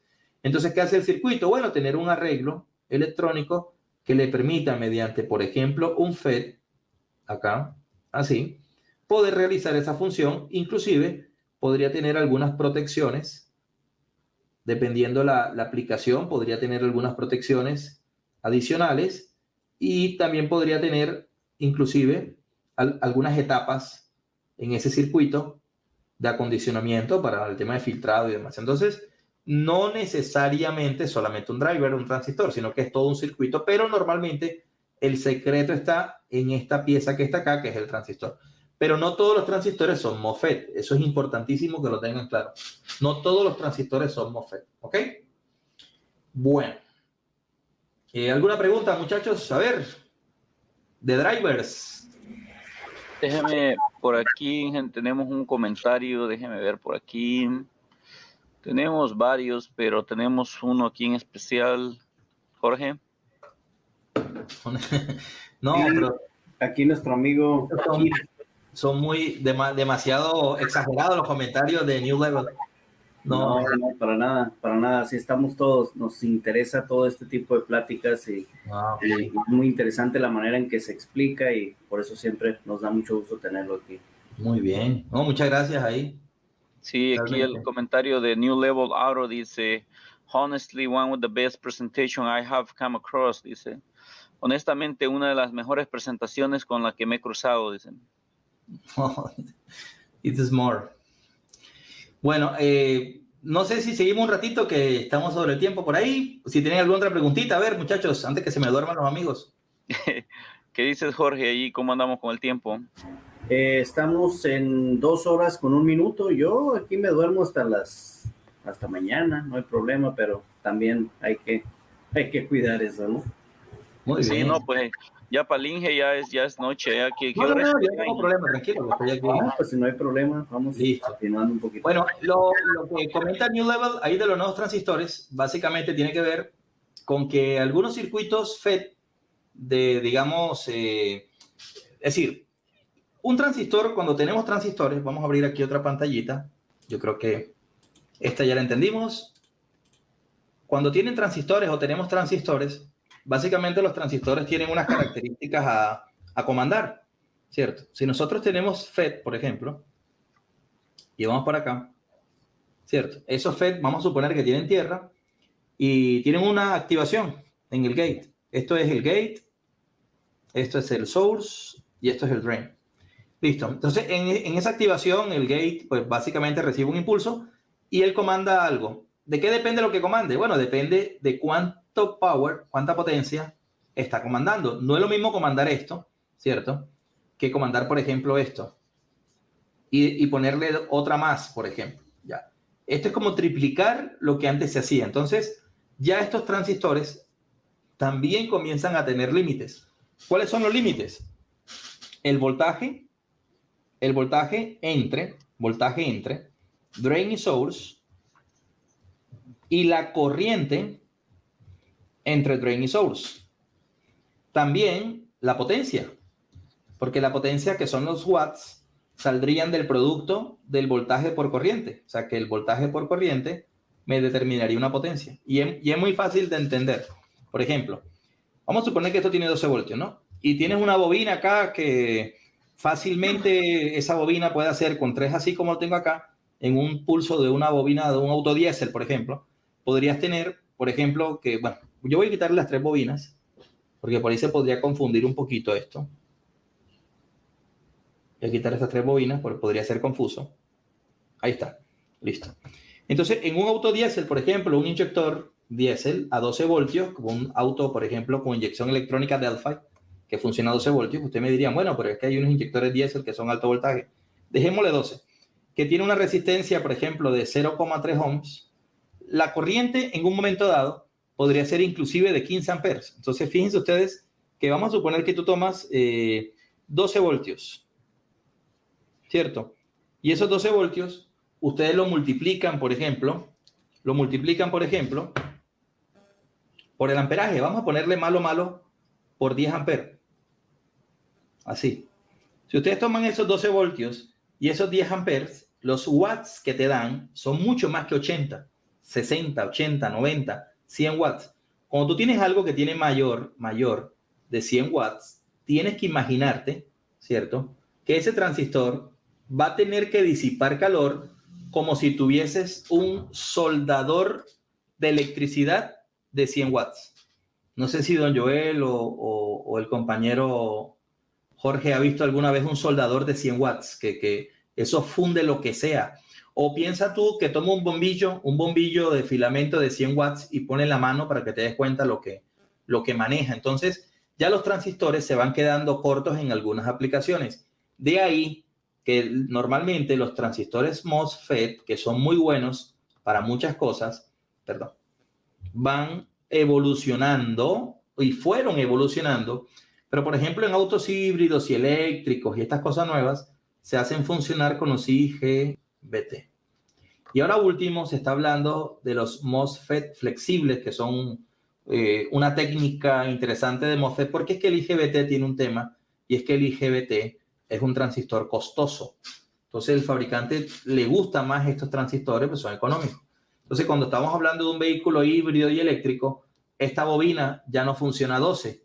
Un auto eléctrico híbrido, por lo menos en la parte del booster, ¿cierto? Esta bobina funciona, por ejemplo, acá, sin problema, puede funcionar a 350 voltios, por ejemplo, en un Highlander. Por lo tanto, la potencia es enorme que maneja. Ya esto se multiplica todo esto por otro cero, entonces es muy difícil, digamos, hacer con MOSFET lo que hacen hoy en día los transistores IGBT. Pero siguen siendo drivers, es decir, siguen siendo esta etapa que está aquí. Ahora, ¿qué característica tiene la etapa de driver? Pues básicamente que ellos tienen que disipar mucho calor. Por lo tanto, el fabricante tiene que ubicarlos en un lugar que esté muy pegado acá. ¿Para qué? Para que puedan disipar calor. Y otra cosa importante en ellos es que ellos generan mucho ruido electromagnético porque ellos son contaminantes de tarjeta, digámoslo así. Entonces, bueno, ellos necesitan estar en un lugar y están muy protegidos por estas cositas que son filtros y resistencias alrededor de ellos. Entonces están como filtraditos acá en un lugar para que no hagan tanto escándalo ahí y los dejan en un lugarcito. Esos son drivers. Luego hay unos drivers, como estos drivers, bueno, esto realmente no es un driver, pero los que iban acá, que son drivers hasta cierto punto que le denominan inteligente. ¿Qué quiere decir inteligente? Bueno, que ellos son capaces, que esos son los smart drivers, son capaces de poder controlar cosas, pero regulan muy bien la corriente, o sea que no se destruyen tan fácil, ¿cierto? Pero ese es otro tema que sería interesante, digamos, entrar a explicar, pero básicamente, ¿qué es? Si tú tomas esto y tú cortocircuitas esto, este amigo se revienta porque se revienta, ¿correcto? Pero en cambio, hay unos circuitos un poquito mejor preparados, que son los que tenemos hoy en día en la mayoría de autos, ¿cierto? A los que se les denomina una tecnología de FET, pero inteligente, algo así como Smart FET. ¿Qué quiere decir Smart FET? Que sigue siendo un FET, porque internamente sigue siendo un FET, ¿correcto? O sea, el tipo sigue siendo un FET, pero ese FET que controla, por ejemplo, el mismo inyector que ustedes tenían anteriormente, ¿cierto? Ese FET ya no se maneja directamente del procesador, sino que el procesador, ¿qué va a hacer? Va a tomar una señal de aquí, y le digo una u otra, porque hay dos grupos de señales que se pueden manejar. Va a tomar una señal de ahí, y este FET internamente va a tener un proceso lógico. No es un procesador, pero tiene un proceso lógico que permite poder activar. Ahora, ese proceso lógico, ¿qué hace? Medir aquí, medir acá y medir cosas como la temperatura. ¿Correcto? De ahí viene un poquito la respuesta a lo que el compañero le sucede. Y ahí ese amigo podría decirse que es inteligente porque así tú hagas esto, cosa que no le recomiendo probarlo, ¿cierto? Porque no le recomiendo hacerlo. Sin embargo, si lo hacen se van a dar cuenta que aunque hagas esto, el tipo no se explota. Pero aparte algo tiene muy interesante y es que así como él recibe el pulso, ¿verdad? También tiene la capacidad de poder devolverle ese pulso acá para decirle, hey, hay una falla y tienes que apagar el proceso. O sea que el pulso que venía ya lo corta. Y eso, lógicamente, genera en el procesador un DTC, pero lo interesante es que eso no se destruyó, ¿cierto? Es decir, que en el momento que se libere este cortocircuito, ahí en ese momento al liberar el cortocircuito, automáticamente, ¿verdad? Borrando ese DTC, el sistema vuelve otra vez a pulsar sin haber destruido nada. Pero también tiene una lógica de operación. No creas que va a aguantar cualquier tipo de cortocircuito, pero realmente no está diseñado para que tú hagas cortocircuito, sino que de alguna forma está diseñado. El trasfondo de todo eso es realmente que el fabricante no tenga que colocar un fusible para cada uno de los componentes que utiliza, sino que realmente con este FET garantiza que puede usar muchos circuitos porque hay varios FET metidos en una sola cápsula con un solo fusible. Entonces reduce enormemente los circuitos de protección de las tarjetas, pero tiene también la necesidad de hacer un conteo. Por eso muchas veces las tarjetas de carrocería y algunas tarjetas también de motor hacen un conteo de esas fallas cortocircuitadas que se presentaron y es posible que establezca un DTC donde dice daño, elemento inteligente, FET, por ejemplo. Y ahí ya hay un problema. Porque ya, y tú sacas el componente está bueno. Pero bueno, se requiere un conteo de esa parte. O sea, el conteo lo hace el procesador, realmente. Aún borrando el código de falla, ya queda ese código y muchas veces no puede seguir funcionando. Bueno, eso nosotros lo vemos en la tarjeta en este lugarcito que yo les presenté por acá, que son los drivers. Es una tarjeta muy sencilla, lógicamente. Habrán tarjetas más complejas, pero bueno, escogí una medianamente sencilla para que se entienda bastante bien. Luego, si analizamos ya con tarjetas más modernas, cambiará muchísimo el tema porque habrán otros procesadores mucho más potentes, más veloces, más tarjetas hoy en día incorporan puertos de comunicación que no son los típicos pines que tenemos nosotros, sino ya son puertos USB. Bueno, y va cambiando mucho la tecnología. Podemos ver en las cajas TIPM, ¿no? De Chrysler, luces, cosas por el estilo. De repente dejan de mandar la señal a las luces y por más que resetea uno ya no vuelven a la vida. Creo que nos había mencionado que se pudiera reparar, ¿no? Alguien que se dedique a eso, obviamente. Sí se podría. Teóricamente no deberías, correcto, porque parte del Smart es justamente, recuerden que el auto, en gran medida, el auto está diseñado para transportar a las personas, pero la gran evolución del auto está realmente en controlar dos cosas de las cuales somos buenísimos para nosotros destruir. Uno que es el ambiente y otro que es a nosotros mismos. O sea, son dos cosas que nosotros somos los únicos seres en el planeta, animales, que dañan el hábitat donde viven. Y hay pocas de las especies que nos matamos en gran medida entre nosotros mismos. Entonces, de alguna forma, el auto está concebido también para no dañar el ambiente y para proteger la vida del que lo va conduciendo. De ahí que justo ese tema del Smart Driver tenga que ver con esa seguridad de estos autos. Entonces, lo que normalmente sucede es que está diseñado para que cumpla su función y es tener, como quien dice, una fatiga, por así decirlo, ¿cierto? Ahora, que se puede rehabilitar, sí, es completamente válido, se puede rehabilitar técnicamente, se rehabilita. ¿Qué es lo que se rehabilita realmente?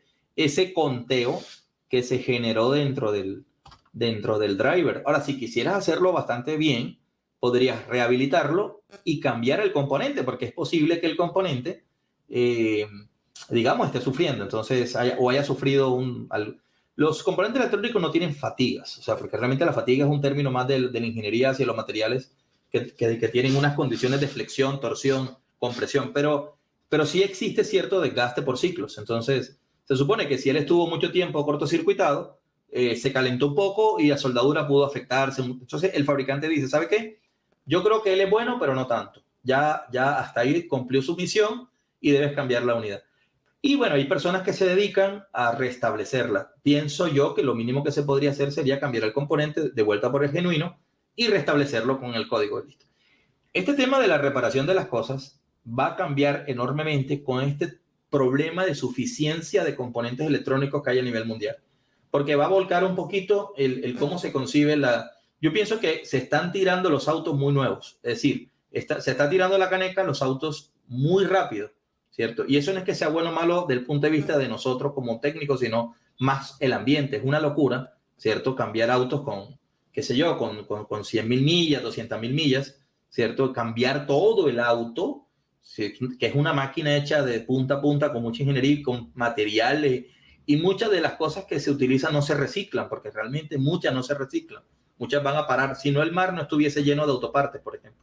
¿Sí me hago entender? Y todo lo que está en el mar de basura es reciclable, porque el mar no está lleno de hojas de árbol, no, el mar está lleno de plásticos, todo eso es reciclable. Entonces, todas esas cosas que se tiran a la caneca, muchas de ellas no se reciclan, que se podrían reciclar, pero sí se podría dar una vida más extendida, pero con operación desde fábrica. Es decir, que fábrica abriese la oportunidad de aperturar un poquito esos embeídos y esas cosas que tiene de electrónica, y de pronto se le podría dar más vida a los componentes electrónicos que hoy en día son casi el 70% del diseño de un auto. ¿Ok? Creo que puso el celular por acá. Una pregunta, ingeniero. Dígame. Usted que tiene cierto acercamiento allí con plantas y todo eso, ¿existe alguna posibilidad o ellos están considerando soltar cierta información para el aftermarket que fuera de agencia para reparar computadora? El comentario viene porque pues nosotros aquí no estamos acostumbrados a eso, pero se ha visto bastante problema de que no se pueden obtener computadoras, pero a niveles grandes, pues que se ha visto ahorita aquí, no solo computadoras, mucho más componentes, pero la computadora es uno de los componentes principales que el auto está tirado ahí porque pues no se puede poner otra, ¿verdad? O no hay. Bueno, yo igual no soy fabricante ni cerca, ¿cierto? Hacemos algunas cosas con un par de marcas directamente, pero están pensando ellos en fabricar esos controladores que estaban fabricándose en otro lugar. Lo que pasa es que eso toma mucho tiempo. El problema de la parte electrónica ahorita está siendo los microcontroladores. Bueno, el problema que uno ve, ¿cierto? Uno realmente no sabe el trasfondo de todo ese problema, pero... Y las grandes plantas de microcontroladores y todo esto está normalmente en China, en Asia. Entonces, se está dando prioridad a otros mercados, ¿cierto? Mercados que consumen microcontroladores también. Entonces, se está dando prioridad al tema de información, de celular, esas cosas, ¿no? Y automotriz como que le pusieron un stand-by ahí y les ha pegado muy fuerte. Entonces, están pensando... Lo que pasa es que la automotriz es una industria grande, pero fabricar un microcontrolador es una cosa diferente. Ese es otro concepto. O sea, es muy difícil montar una planta. Se lleva 10 años montar una planta así de... Que lo pueden hacer los fabricantes de autos sin ningún problema. Pero ellos de pronto no se quieren enrollar o no se querían enrollar en ese problema. Ellos querían comprar los microcontroladores ya hechos, que es lo que han venido haciendo. No tanto los chips. Los chips no es que tengan problemas, los transistores, eso no tanto. Son los microcontroladores los del rollo. ¿Ya? Y son realmente algunas empresas los que los fabrican. Lo que sí está planteado, y es algo que es real, y lo he venido escuchando de algunos fabricantes como Toyota, es replantear la oportunidad de hacer un refurbish del auto.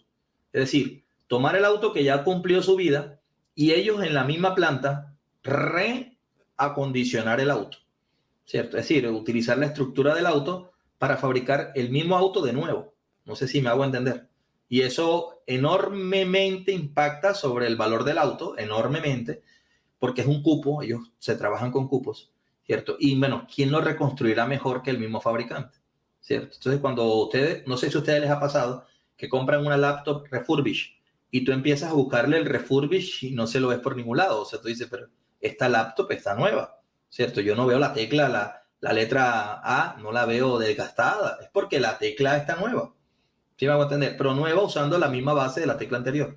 y ellos tienen la maquinaria y el auto te lo dejarán flamante, pero será tu auto. Bueno, lógicamente, no tu auto. Tú entregarás tu auto y luego, me imagino, no sé cómo se manejará, porque eso es para Europa que está el proyecto, pero normalmente eso podría ser una cosa interesante para nosotros, los talleristas, porque de alguna manera al tallerista le conviene muchísimo que el auto haga más kilómetros, porque digamos que va a tener un desgaste, que se va a hacer más mantenimiento, todo balanceado. Ahora, el auto nuevo se supone que tiene menos emisiones, entonces la gente dirá, bueno, pero entonces vamos a tener tecnologías antiguas. O sea, es una discusión pero muy grande.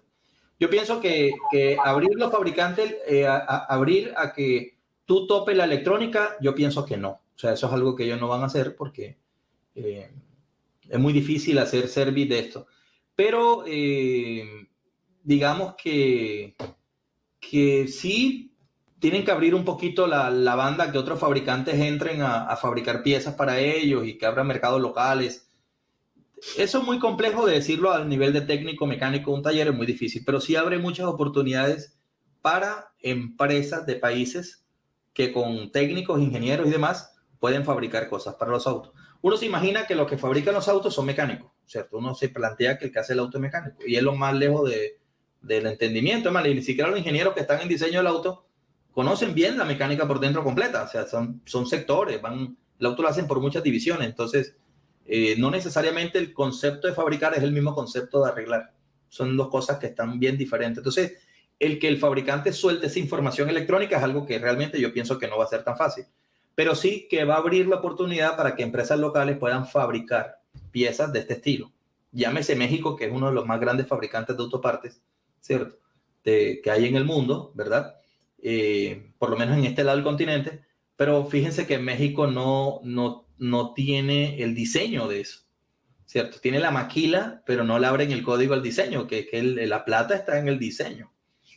Si ustedes van a la planta, escoges cualquier planta, vas a Chihuahua, a una planta que a veces hemos ido y los que están en los cuartos, le llamamos cuartos fríos, ahí no hay tanto mexicano, ¿sí me voy a entender? O sea, ahí hay más gente de otro lado, pero ahí es donde sería interesante que se abra un poquito ese campo para que, digamos, genere plazas de empleo importantes, por así decirlo, ¿no? Que son de diseñar y esas cosas.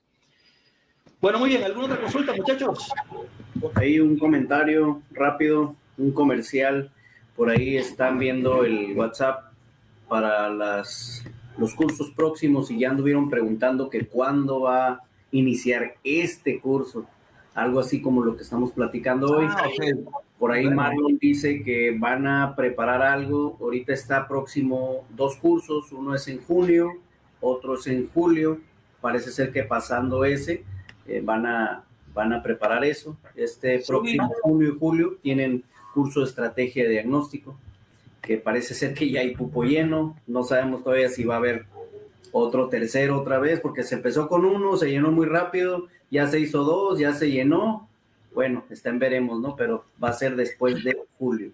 Sí, este tema, digamos, en línea, no sé si sea tan fácil de manejar. Siempre lo hemos manejado es más, yo nunca he dictado un curso de computadoras en online, nunca lo.